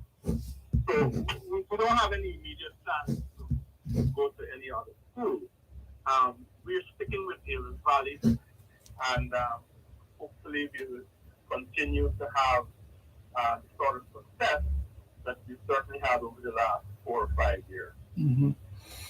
And what can you tell us now, briefly, with respect to, and I say briefly, as I said earlier on, this most of the as I understand it, the discussion on the Rollington Town, the adoption of Rollington Town Clinic, that was done yesterday afternoon. But for the benefit of those listening now here on the Jamaican Diaspora Live online, uh, can you enlighten us with respect to the nature and extent of the work that the Guyana Jamaica Friendship Association has been able to do so far in the Adopter Clinic program?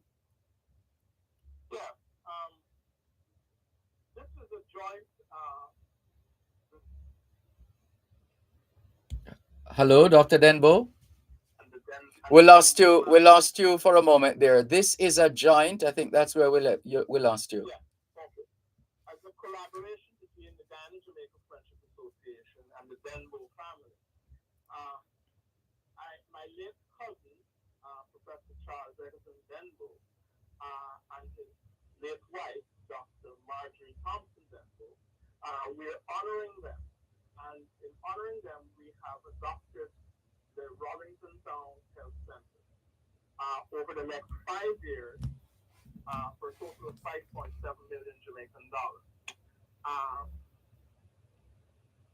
As you may know, Professor Charles Denbo was arguably the leading cardiologist in the Caribbean, an outstanding scholar, humanist, and all-round good person. And he certainly was my hero when I was growing up. He died in 2009, and we, the Denbo family, along with GJFA, felt that it would be a good idea to honor him by adopting a clinic so that we could help people in, again, an underserved area in Kingston. And we chose Rollington Town, and we were happy with how things have gone so far. We had the launch ceremony yesterday, and it really was a wonderful occasion. Mm-hmm. And for those who'd like to learn more about the work of the Guyana Jamaica Friendship Association, perhaps they'd like to partner with the Guyana Jamaica Friendship Association. What are their options? Well, I am freely available. I'm on Facebook, Austin Denbo. This is my middle name. My son is the real Frank Denbo. So that's one way. We have a Facebook page on the GJFA, Guyana Jamaica Friendship Association, and we're in the process of developing our website, guyjamfriends.com, and we should be up and running with that in the next few weeks. Okay, that's encouraging news.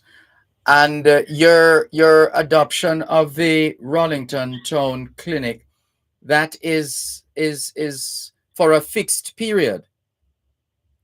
Yeah, but we plan to continue that. We want to make that permanent beyond our lifetime. So stay tuned. I like the way you put it. We thank you so much for the work. I mean, considering all that you have to do already, and in terms of your profession, a doctor on call, and your But yes. actually, I have recently retired. Oh, so you have more time, to serve. More time. Yes, this is exciting stuff. This is exciting stuff. Excellent. I mean, looking at children's development, it's really rewarding when children do well. I was in Guyana just last week, and interestingly, in February 2016, we went there, and I was presented with, in February 2016, I was presented with thank you notes from the students by a girl in the grade 5. This is February 2016. Yes. October 2022, she's a first-year student at the University of Guyana, majoring in biology. Now, nobody from that village has ever been to the University of Guyana and done a science subject and majoring in a science subject. So that is quite an achievement for that little village. Yes. So that's the sort of thing that really gets your juices flowing and makes you feel that you're doing something worthwhile. You know, Yes. I have a picture of her in grade 5 presenting me with this thing, the thank you note. And then there's a picture from last week of me presenting her with a token of appreciation for her hard work as a University of Guyana student, age 17. Wow. Quite. Yes, I can well imagine. And that's clearly why you do what you do along with your fellow family members and volunteers. Congratulations, well done. And let's keep in touch and keep our listeners updated on the work of the Guyana Jamaica Friendship Association. Thank you very much, Dervan. I really appreciate your support. Anytime. Take care. Back in a moment. You're listening to Power 106 FM. The time is now 8 o'clock in St. Andrew, Jamaica, 9 o'clock in Georgetown, Guyana.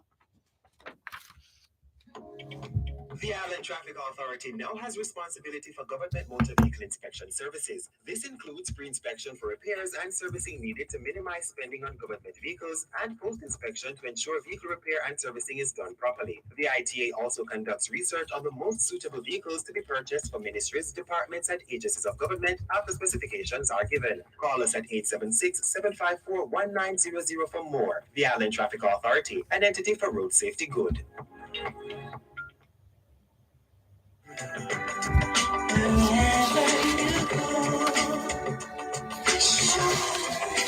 In tribute to Jamaicans in the diaspora, wherever you go, Thanks a lot for staying with us here on the Jamaican Diaspora Live Online on Power 106 FM. I'm Dervan Malcolm. Lots of messages.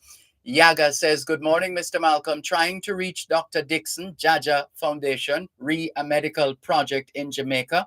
It appears his email address from their site is not working.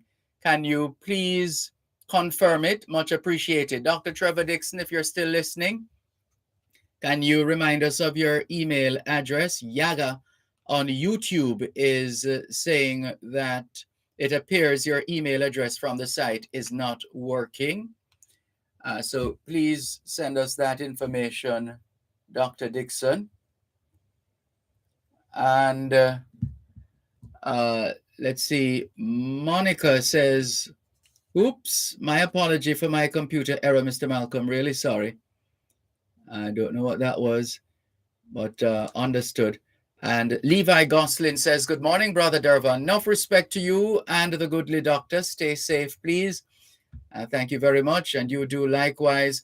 And Dr. Trevor Dixon has just shared his number, which means Yaga, you can call Dr. Dixon 917-531-3699. That's 917-531-3699. And Dr. Dixon has never been backward in coming forward with respect to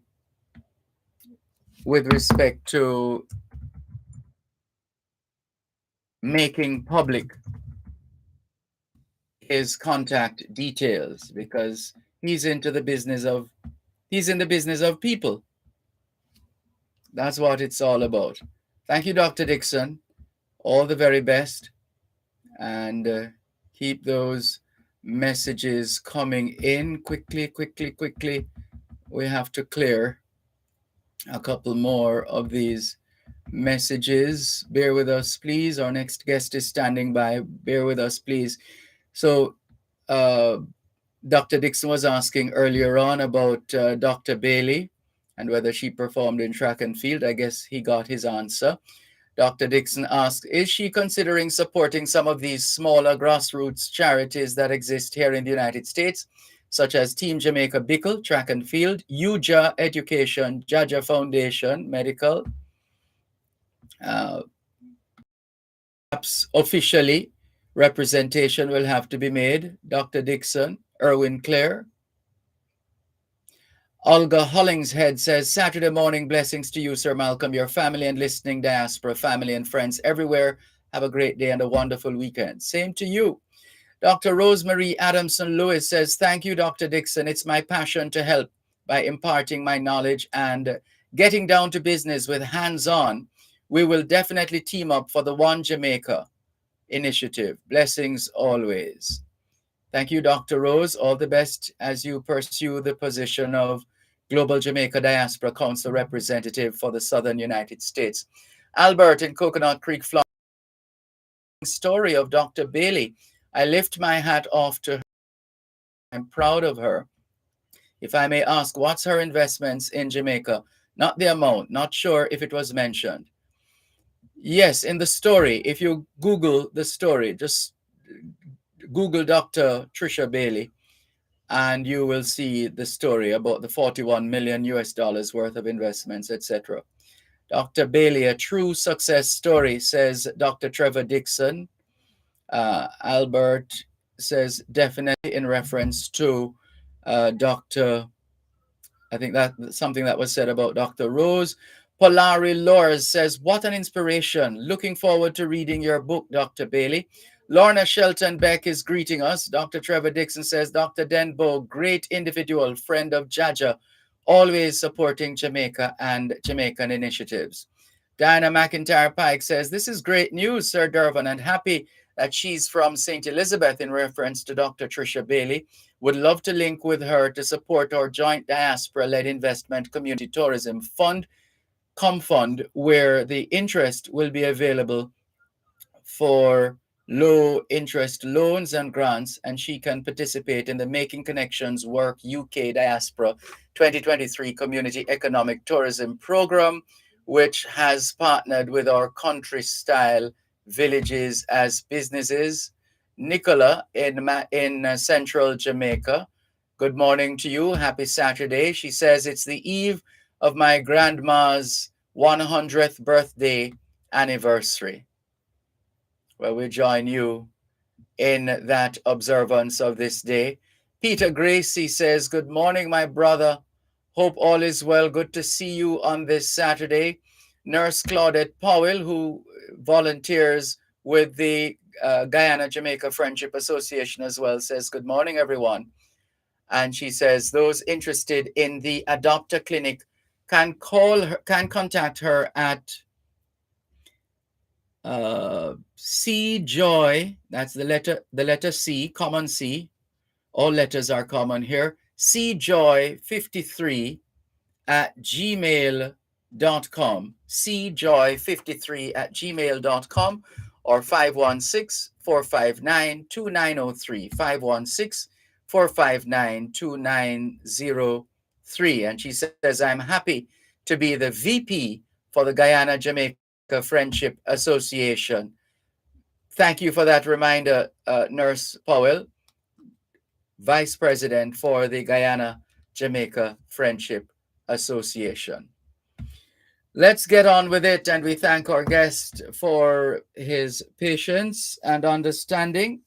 And right now we welcome him. He's the Community Relations Officer at the Embassy of Jamaica in Washington, D.C., Mr. Emile Wallace Waddell. Good morning. How are you? Good morning, Dervan. I'm doing well, and good morning to your listeners. How are you doing today? I am fine, thanks. Thank you so much for joining us here on the Jamaican Diaspora Live Online. Our pleasure, because you are the newly minted Community Relations Officer. Thank you. Newly minted over a year, yeah. Still relatively. But anyway, let's get to it. The ambassador, Jamaica's ambassador to the United States, Her Excellency Ambassador Audrey Marks, has a series called Let's Connect with Ambassador Audrey Marks. And you have another one of those in the series coming up. Can you remind us of the genesis of this outreach on the part of Ambassador Marks, and then we can talk about the upcoming Let's Connect with Ambassador Audrey Marks series. So, Let's Connect with Ambassador Marks basically is a virtual town hall that was created for Ambassador Marks to connect with the diaspora, regardless of where they are and it was created to give accurate information. When COVID was around, and she wasn't able to connect with the diaspora as she would have wanted.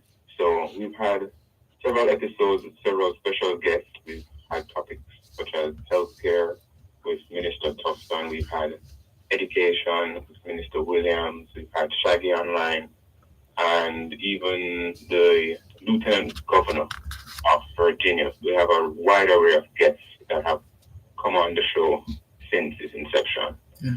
And the next episode is going to be on Thursday at 7 p.m. That's US time, 6 p.m. Jamaican time. And the topic for this one is passports and US visas.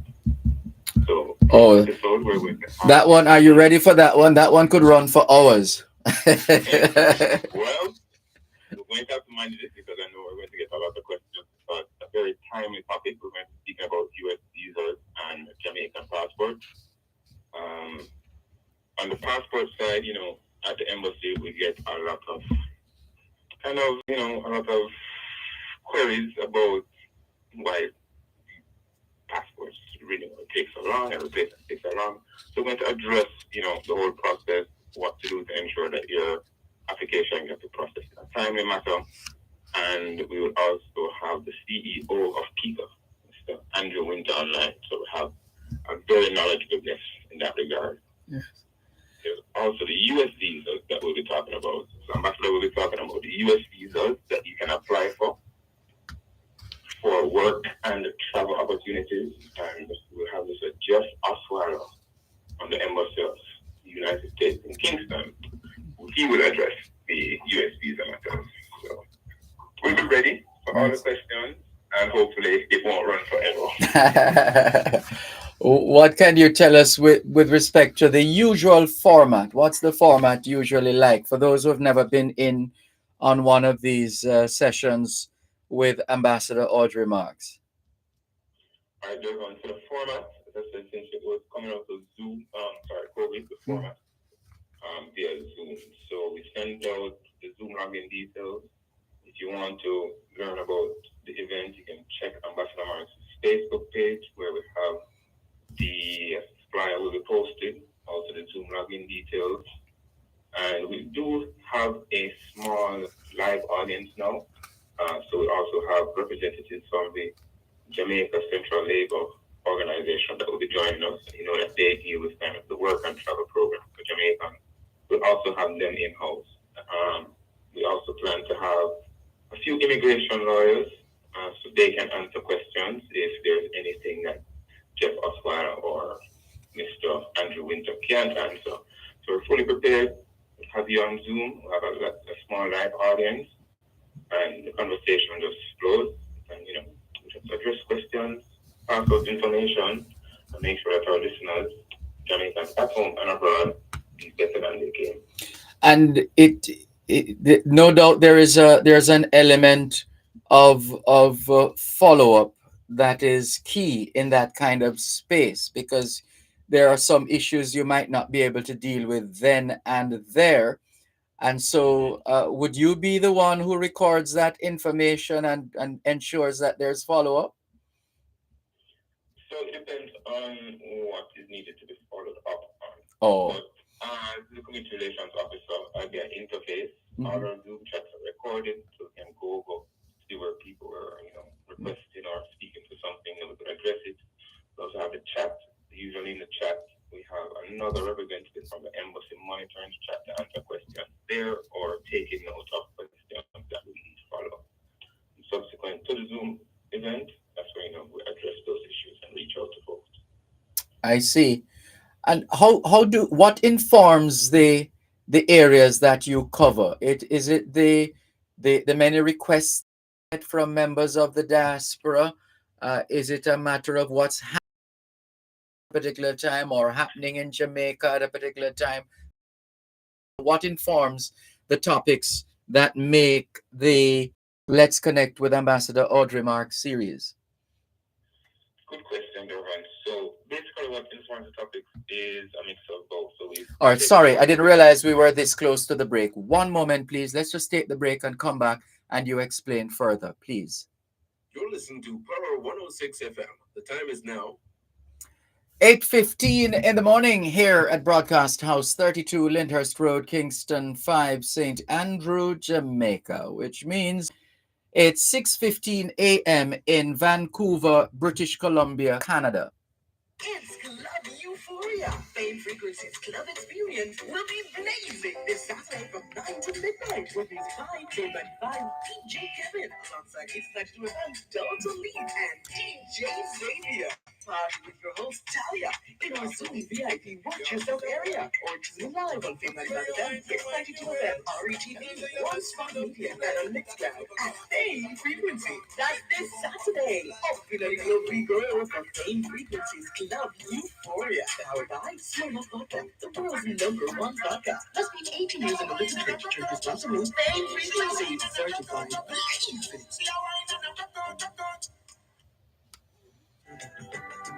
Wherever you go. Thanks a lot for staying with us here on the Jamaican Diaspora live online on Power 106 FM. I'm Dervan Malcolm. Just before we get back to our guest, Lorna Shelton Beck in North Carolina, I beg your pardon, South Carolina, is saying Dr. Rose Marie Adamson Lewis. Joan Brooks says a delightful and inspirational guest Dr. Bailey has been. Thank you. It appears that Dr. Bailey's net worth is understated. In response to your question, where to from here? She said, if I'm not there yet, I aim to be in the Billionaires Club. Yes, indeed. Why not? Thank you very much, Joan Brooks, for your message, and Rosemary Adamson Lewis exchanging greetings with Lorna Shelton Beck online. Keep those messages coming in. Let's get back to our guest, Emile Wallace Waddell, Community Relations Officer at the Embassy of Jamaica in Washington, D.C. And you were about to uh, tell us the basis on which particular topics are chosen for the series Let's Connect with Ambassador Audrey Marks, which continues this Thursday at 7 p.m. Eastern Daytime, 6 p.m. Eastern Standard Time.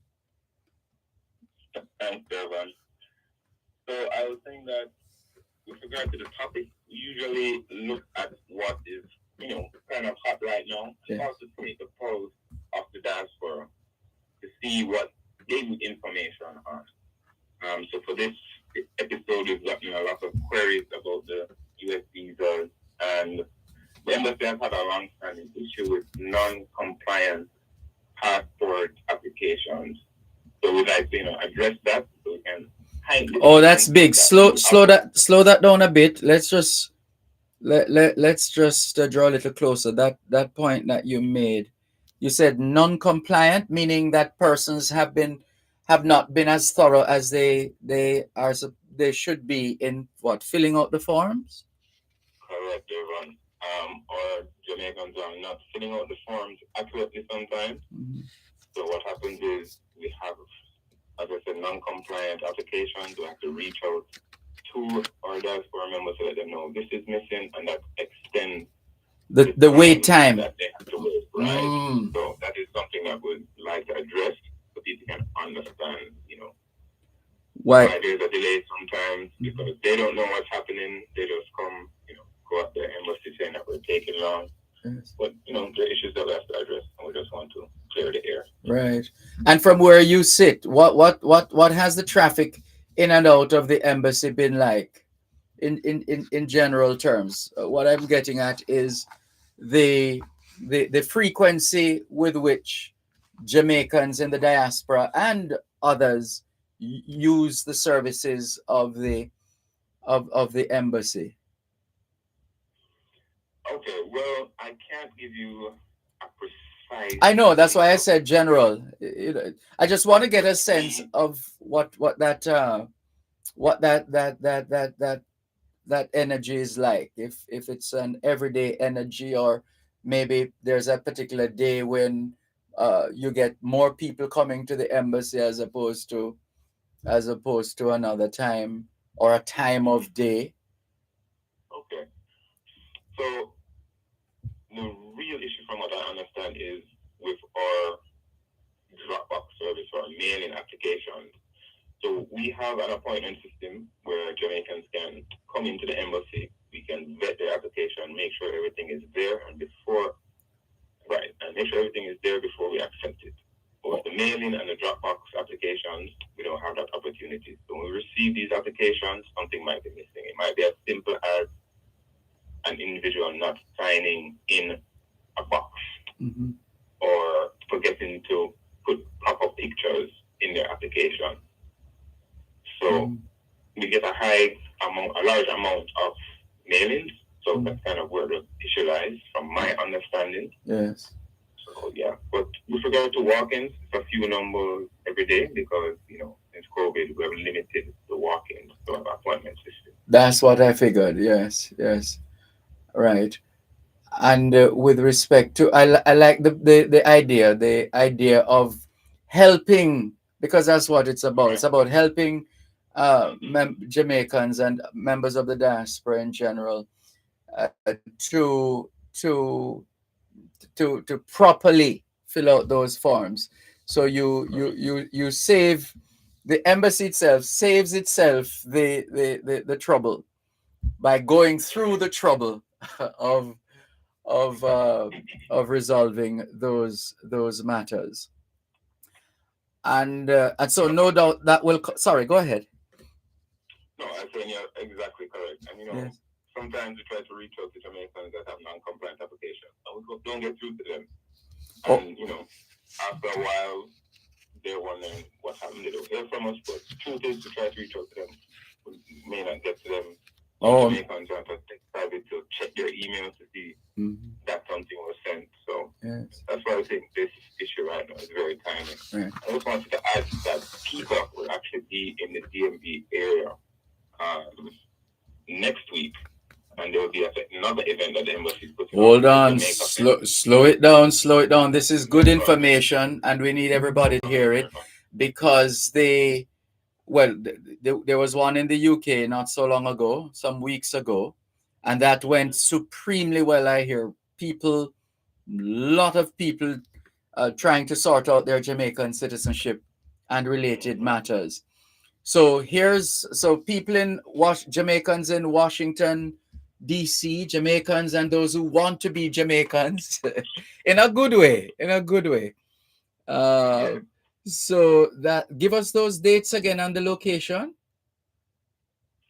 So the Passport, Immigration and Citizenship Agency will be in the DMV area next week. And let's remind our listeners, we don't want to take it for granted. DMV, the D is for Washington, D.C., the M for Maryland, and the V for Virginia. Yeah. So those in that region, that the DMV, Washington, D.C., Maryland, Virginia, listen up. The Passport, Immigration and Citizenship Agency, PICA, is coming your way. When? Yes. When, Emil? Mm-hmm. Next week. I'm not entirely sure of the days that they will be at our embassy doing their blitz, but that will be announced in short order. And they can always go to the website, right? Or to the ambassador's Facebook page. Right. And they can also go to the embassy's Facebook page for more information. Okay. So listeners in the DMV, make a note of that. Any issue you have with citizenship, what's the other one? Unconditional landing, and all these passport renewal, passport replacement. Yeah. So if you have any of those issues and you are in the DMV, Washington, D.C., Maryland, or Virginia, here's your opportunity. Get your documents together and prepare for this spot service to be offered by the agency, so that you don't to go to them, they're coming to you, Jamaicans in the DMV. To take advantage of that opportunity. Wonderful. That's good news. And can I add one last thing? Sure, sure. Right, Dervan. So on the 29th of October in Washington, D.C., the embassy will be having a little cultural festival called Jamaica Fest, and Pika will also be there. So I can confirm Yes. that on the 29th, at the Organization of American States in Washington, D.C., Pika will be there to accept applications. So everybody from DMV area, surrounding area, they can come meet the people, and it's a festival. So we'll have entertainment also. So join us for that. Nice. Listeners, I hope you're tuned in and turned on by the news of PICA being in the DMV, the Passport Immigration and Citizenship Agency in the DMV and that area. As we said, when you hear talk of DMV, we're talking Washington D.C., Maryland, and Virginia. And they're throwing in a sweetener on the 29th of October. PICA will be there, and they will be having what they call Jamaica Fest. And so you know it's going to be quite exciting and fun filled. And you should make sure you're there. That's 7 days from today. Today is the 22nd. Wonderful. So remind Jamaicans in the diaspora as we wrap. Then Emil of the contact information for those who want to have contact information for the Embassy of Jamaica in Washington D.C. Uh, so that in the event of whatever happening, they are able to call or email or otherwise. Definitely, Dervan. So I would say you can contact us via email at contactus at jamaicaembassy.org. And I would advise our listeners that we have a mailing list where we send out information on activities that we're doing, such as Jamaica Fest and Pika's visit. Just let us know in your email that you want to be a part of our database. We'll add you so you can stay in the loop. Very, very useful. Listeners, remember that email address. Contact us at jamaicaembassy.org. Contact us at jamaicaembassy.org. And that's for the Embassy of Jamaica in Washington, D.C. What about the number? Or people don't call, they mostly email or turn up?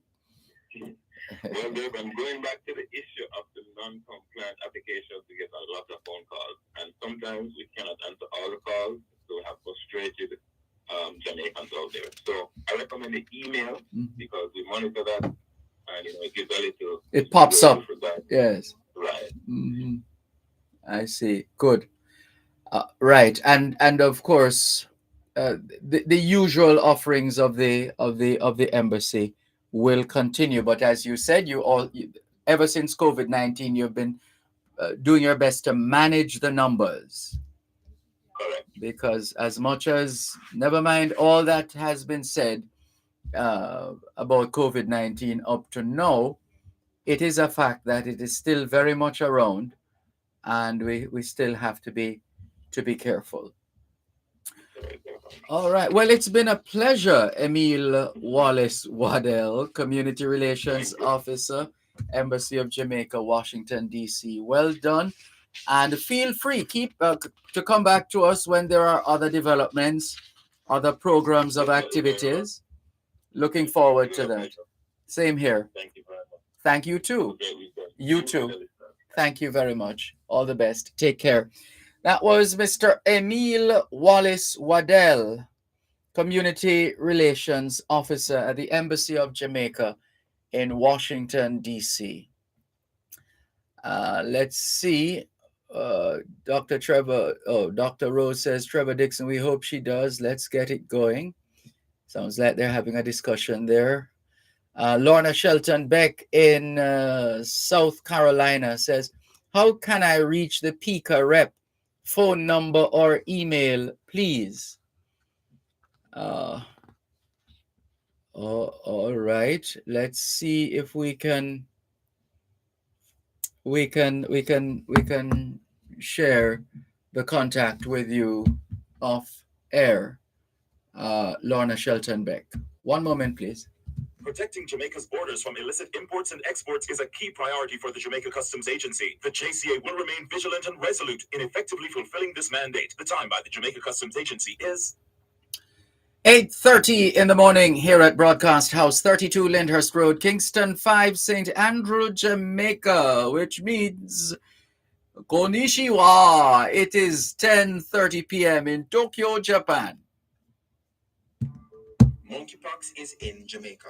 If you are experiencing fever, intense headache, muscle aches, and or rash on the skin, you must isolate immediately all and three call a guests, material center or Miss doctor Small is before on visiting. WhatsApp. All members Why of did the you public should remember? wear masks For a moment there, I when thought that given was chance to practice distancing.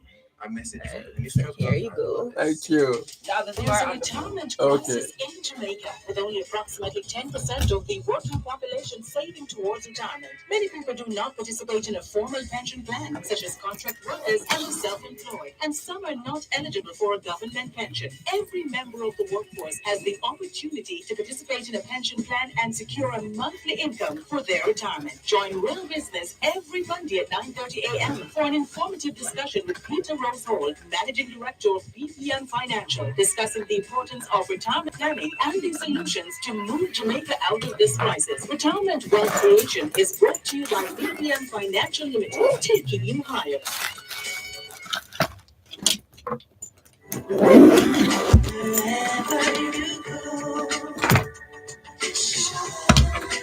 In tribute to Jamaicans in the diaspora, wherever you go, you shine. You make us proud. Despite our challenges at home, you never give up on us. Our sincere thanks. Wherever you go,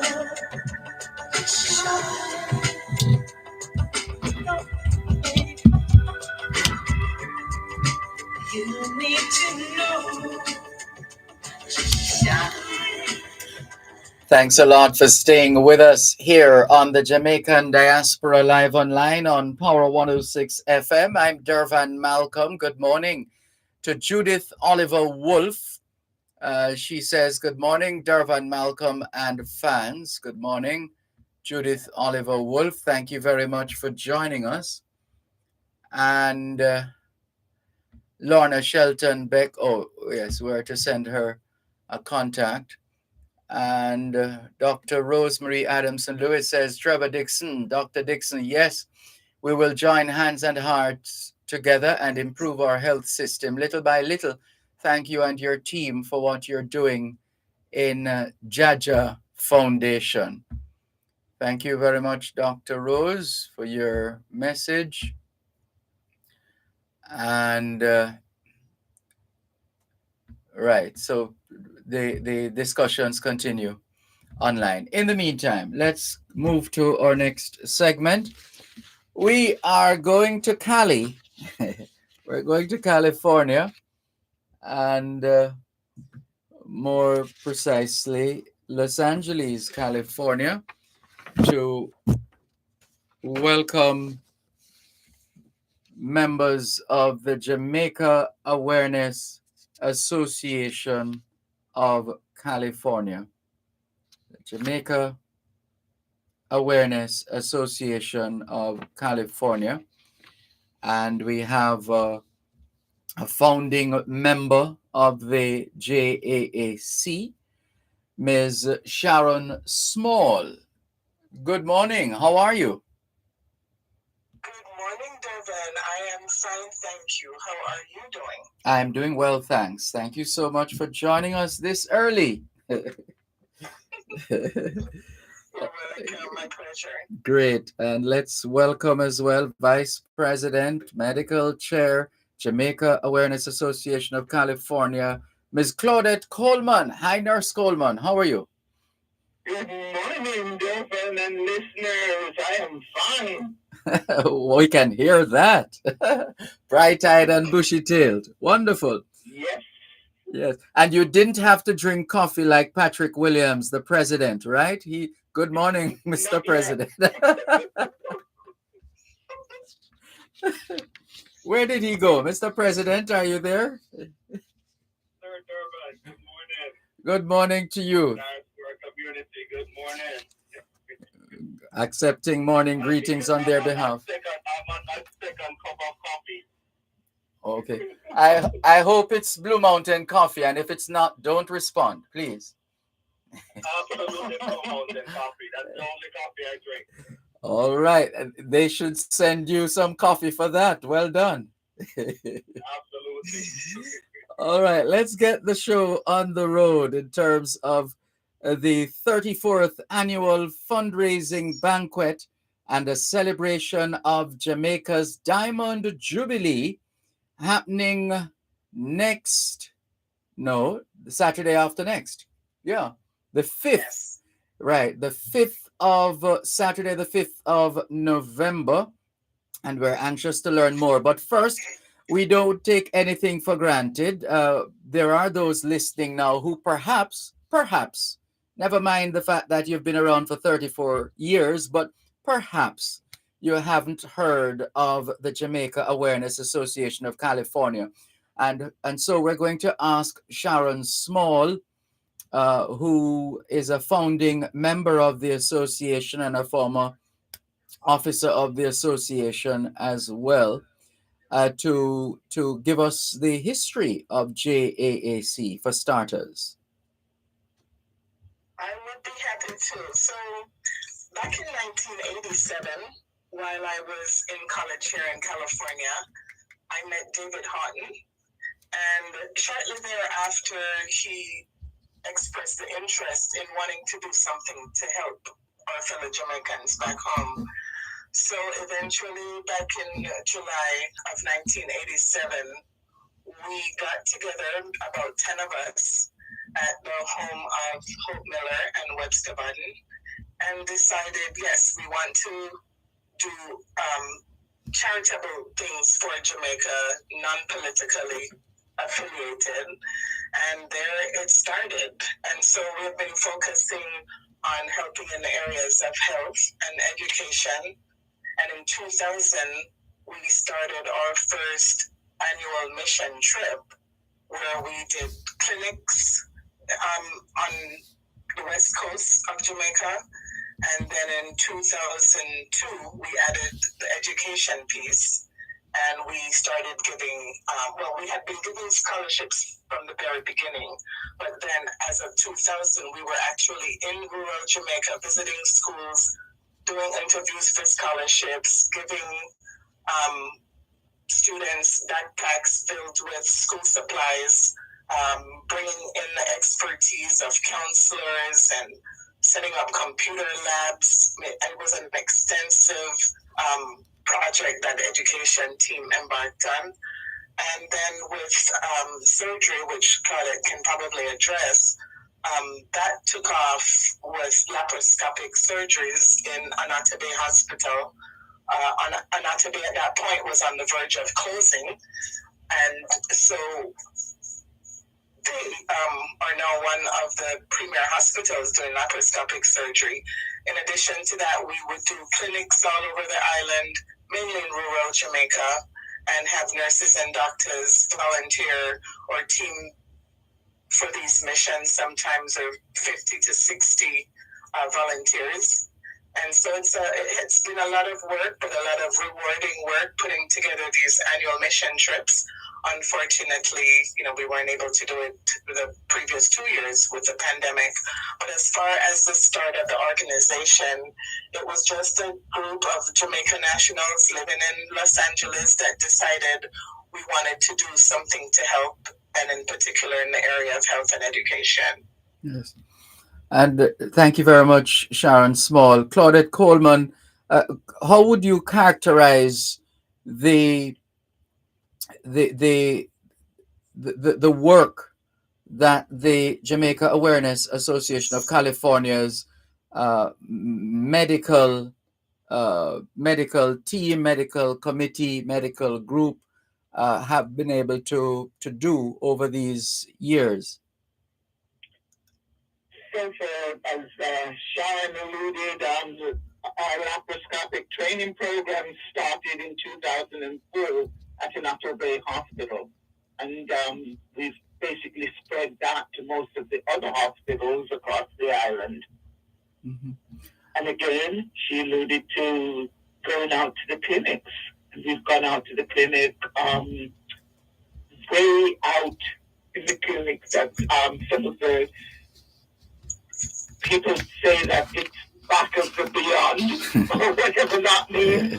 So we would go all the way out to the clinics where most people are not always served on a regular basis, and that's what made that so rewarding, because we would see patients that would come in who had not seen a doctor for well over a year or even a couple of years. So addressing blood pressures that were basically off the chart is what we would say it has in the medical field.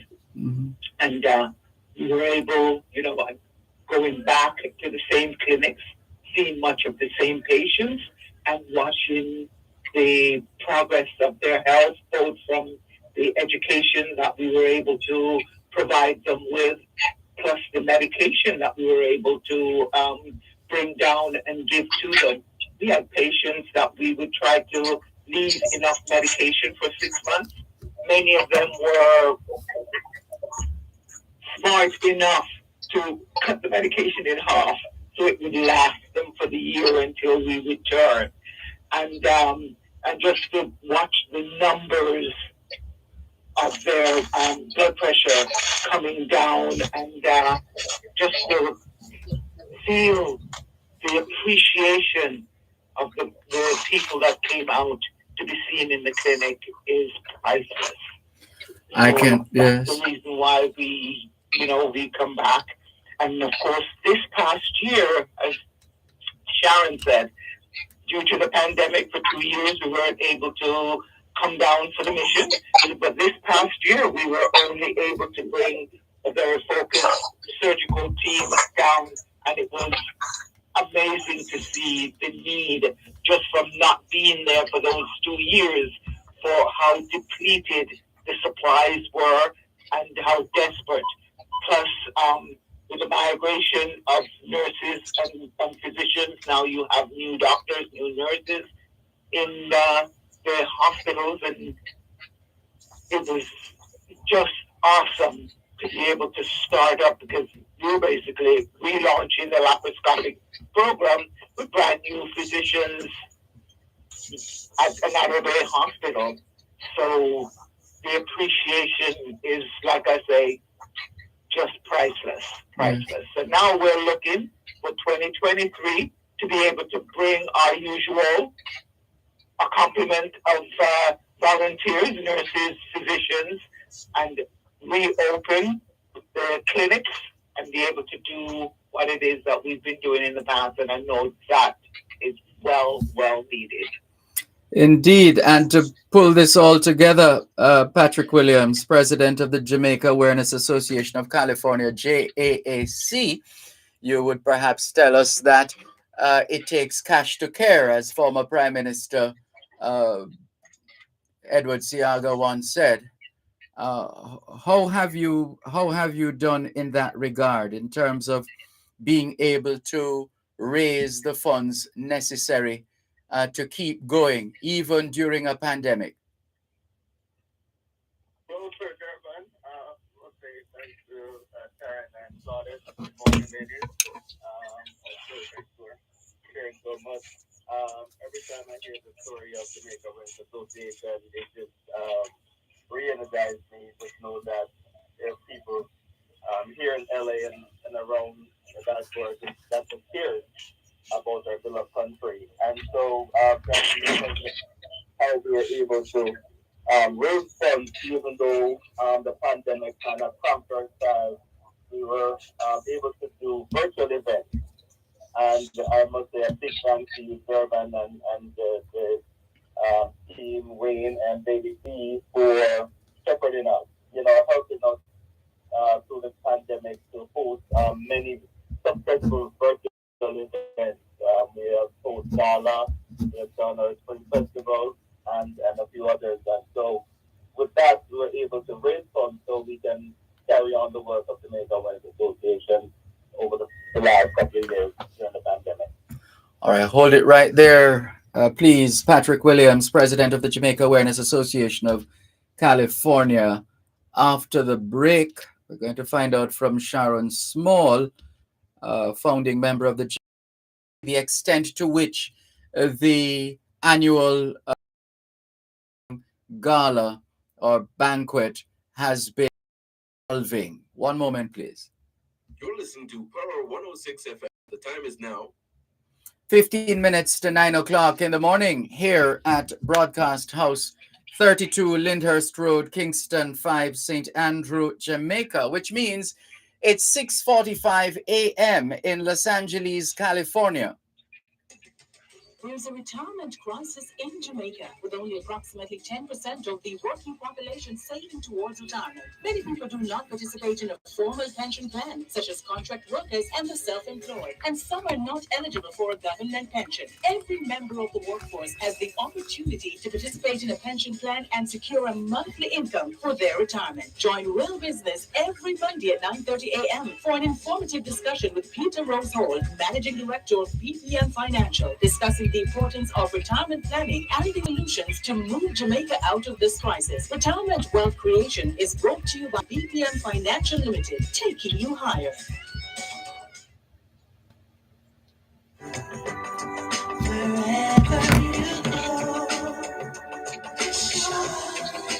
In tribute to Jamaicans in the diaspora, wherever you go, you shine. You make us proud. Despite our challenges at home, you never give up on us. Our sincere thanks. Wherever you go. The 34th annual fundraising banquet of the Jamaica Awareness Association of California takes place on Saturday, the 5th of November at the Los Angeles Airport Marriott Hotel, 5855 West Century Boulevard, Los Angeles, California, 90045, the zip code. Cocktail hour from 6 until 7:30 in the evening. Dinner served at 8 up to 10. Island Passion Band and DJ Nigel will do what they do best. It's $125 per person. VIP tables for $150 per person. Special Marriott room rate $139 plus tax, valid until the 28th of October. Goodness, you have about 6 more days. Don't wait until the last minute, though. And valet parking, self parking, the whole works. And if you need a number to call, it's 800-228-9290. And that's for the Marriott, I believe, for that special rate. So apart from marking the 34th annual fundraising banquet, the Jamaica Awareness Association of California, JAAC, is celebrating Jamaica's Diamond Jubilee. And we have online founding member Sharon Small, Vice President and Chair of the Medical Committee, Ms. Claudette Coleman, and President of the Jamaica Awareness Association of California, Mr. Patrick Williams. Mr. Williams, we didn't cut into what you were going on to say, did we, or were you finished? No, I was done with all the virtual events. How great they were, entertaining, and one of the reasons, I'm actually on my way to MRI. I was very sure that my spine is in good order for the banquet. Ouch. All right. Sounds like what you have planned. You have dancing plans, so you need to make sure you're in shape. I understand. Absolutely.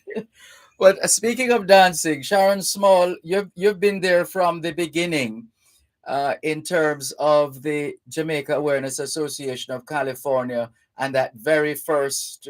Well, was it always a fundraising banquet? For starters, Sharon Small, tell us, one moment. Let's just make sure you're mic'd. Hold on. Let's. Yes. Okay. Go right ahead, please. I Yes, it was always for the purpose of fundraising. We realized that if we were to make any kind of impact, we needed funds. So we needed the support of the Los Angeles community. In fact, in the beginning, we used to call it a dinner dance or annual dinner dance. And then, so many of our guests just wanted an opportunity to get together with fellow Jamaicans, fellow Caribbeanites to party. And we had to change the name to let them know, hey, there's a purpose. This is a fundraising banquet. And so we changed the name along the way. But it has been very impactful. But before I go further, I want to be one of the first to congratulate you, Dervan, on being one of our honorees this year at the banquet. Patrick talked about our virtual fundraisers, and lots of other organizations had to go this route to raise funds in order to continue their charitable projects. And it was really admirable of you and Lady D and Mr. Golding to volunteer to host these fundraisers. And I attended every one of them, and you guys did an awesome job for us. And for that, we thank you and we recognize you. I hope you have booked your hotel and your air ticket to be with us in Los Angeles on November 5th. I have not personally met Mr. Golding or Lady D, but I want everyone to know that Jamaica Awareness is very familiar with you, as you were MC on a few different occasions in Los Angeles. And so thank you, Dervan, for all that you do for Jamaica Awareness and for the diaspora. Thank you very much. Humbled by your very, very kind words. Thanks a lot. And speaking of emceeing, the MCs for the 34th annual fundraising banquet of the Jamaica Awareness Association of California are Jeffrey Anderson Gunter and Shauna Chin. And if you need more information, you can contact Patrick at 510 310. I beg your pardon. 310. It's a fancy writing. Sorry. 310 415. Yeah, fancy writing is getting the better of me. Mr. Williams, please tell us your number. Everybody looks like you need more coffee than I. 310 415 0542. Again, it's 310-415-0542. Right, and there's another number. Go ahead. I just wanted to point out to your listeners too, in case Patrick forgets to mention it. You mentioned that the tickets were $125. We were also offering VIP tickets, but thankfully those tickets have been sold out. Excellent. We only had X amount of room for VIP tables, and it's sold out. Happy to hear that. That's great news. That's great news. Wonderful. And so then, in terms of the awards, the presentations, just share with us who else is on the list of honorees and what can attendees expect on Saturday, the 5th of November. Who wants to take that? Mr. President? Sure. Go ahead, Mr. President. Okay. So our list of honorees, yours truly, Sir Dervan Malcolm. We also have Mr. Wayne Golden out of Florida, and then we also have Miss Lady D, Dana Taylor, and our very own honorary counsel, Mrs. Joy Stevens Laws, also will be recognized at the banquet. As you mentioned earlier, we have the live band to entertain you with DJ Nigel. But we have quite a few exciting silent auction and live auction items. We love our guests to participate in. And just a fabulous evening, a fun evening that we have packed for you. The Sharon Small will also be our evening program coordinator for Saturday night's banquet. So I look forward to seeing her in full action. He's good at that. Wonderful. we hear your story, Miss Sharon. Oh my goodness gracious. But yes, I think because of the pandemic, not having had the fundraising banquet for 2020 and 2021, the community is really looking forward to coming out and yes, helping us to fundraise, but just for the camaraderie and festivities, everyone is eager to get back out there again. Yes, and what is good, Claudette Coleman, is that your reputation as an organization, your reputation precedes you as an organization, and that no doubt plays a part when it comes around to fundraising time, that you do get the support uh, because you are a tried, tested, and proven organization that continues to serve with dignity, integrity, and a sense of humanity. Yes, you are right on. And though we weren't able to bring the full complement of the team for the mission this year, we were able to bring down over 400 boxes of supplies that were still needed, that were distributed across the island to many of the hospitals down there. So, we're forever, I don't want to keep using the word beg, but what we have to do is like, please, can you donate so-and-so? Can you please donate so-and-so? And thank God that people are able to, open up and donate so many equipment and supplies to bring down, because we would not be able to do these missions without our loyal, supporters that have been there for many years, and who will be there at the banquet. And so, listeners out there, please give your family and friends a call. Tell them all about the banquet. Tell them, give us a call and come out and help us to celebrate and fundraise. Yes. And what would be your word to those who are wavering, Sharon Small, about supporting the Jamaica Awareness Association of California's 34th annual fundraising banquet celebrating Jamaica's Diamond Jubilee?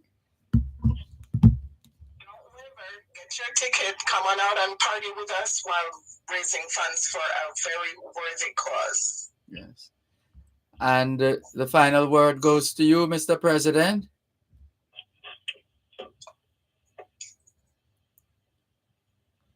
Mr. President. It's his MRI appointment. My poor father was on mute for a reason. I didn't think Sharon would want to hear that. I was saying that I don't want to discourage the attendees, but I was thinking about singing. Oh, no, that's not going to work. No, Patrick needs to stick to dancing, and hopefully he will modify it some. But that's what he's known for. Well, the message is quite clear. The message is quite clear, Mr. President. Don't bother with that. But anyway, go on. You're going to say something.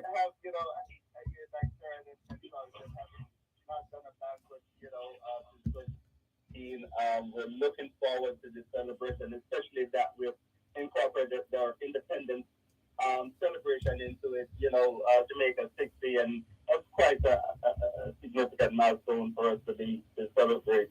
So we're excited, but even so more excited that we have 4 dynamic individuals that will be recognized at that night for the contribution they've made to the wider their communities and the wider diaspora, and in particular of Jamaica Awareness Association. And we're so grateful for you, Dervan, for Lady Rundle and Mrs. Enjoy Laws. So that's one of my highlights. But just to see the people coming out, I want to encourage persons, if you don't live in LA, LAX Marriott really means that it's right there by the airport. You can just get on a flight. There's a shuttle. You don't even have to pay for it, and they drop you right there at the hotel. The rates there are $139 for the night, the discounted rate. $139 for the night, and you can call the number Dervan mentioned, or you can call myself at 310-415-0542. Be more than happy to help you get your room set up. Get your tickets. Get your tickets soon, as Sharon mentioned. Our VIP segment or section is now sold out, but we do have available seating for general seating. But it's still going to be a great room, so we don't want to miss out on this fabulous night. We have selected some really authentic, well, and they're not Jamaican meals, so but some really delicious meals for you for that evening, all the way down to dessert. So we want to take advantage of that, but come out and support the cause, the work that we've been doing, and I'm really so humbled to be a small part of this movement that started over 34 years ago, to be able to give back. And as you all know, that we're all volunteers. None of us are paid individuals. We all volunteer at times. And, at times we wonder if we actually do have a job. Right. Well, I might not have one after going overtime right now. Come on out on November 5th to the LAX Marriott Jamaica Wind Association banquet. Right. Thank you very much. Happy to provide a platform to all of you. We're happy for the work that you have been doing, and thank you so much, and all the very best. We're looking forward to another successful banquet on Saturday, November 5. Thanks a lot. It's been a pleasure. All right. Thank you. Take care. And that's it we're overtime. That's it for today's edition of the Jamaican Diaspora Live Online on Power 106 FM. We've been talking there with members of the Jamaica Awareness Association of California on their 34th annual fundraising banquet celebrating Jamaica's Diamond Jubilee, happening on Saturday, the 5th of November at the Los Angeles Airport Marriott Hotel. We're out of time. Thanks, everybody. Thanks to Chandel Forbes and Celise Pinnock for doing technical and production duties. Thanks to you, our faithful listeners at home and abroad, for making it the Jamaican Diaspora Live Online. And we're grateful to our guests for sharing with us their stories right here on the Jamaican Diaspora Live Online. Till then, this is Dervan. Well, till next Saturday, all things being well, this is Dervan Malcolm reminding all of us that every day is an opportunity to do better than yesterday. Have a peaceful weekend. Power 106 FM just presented the Jamaican Diaspora Live Online. You're listening to Power 106 FM. The time is now 9:03 on Power 106.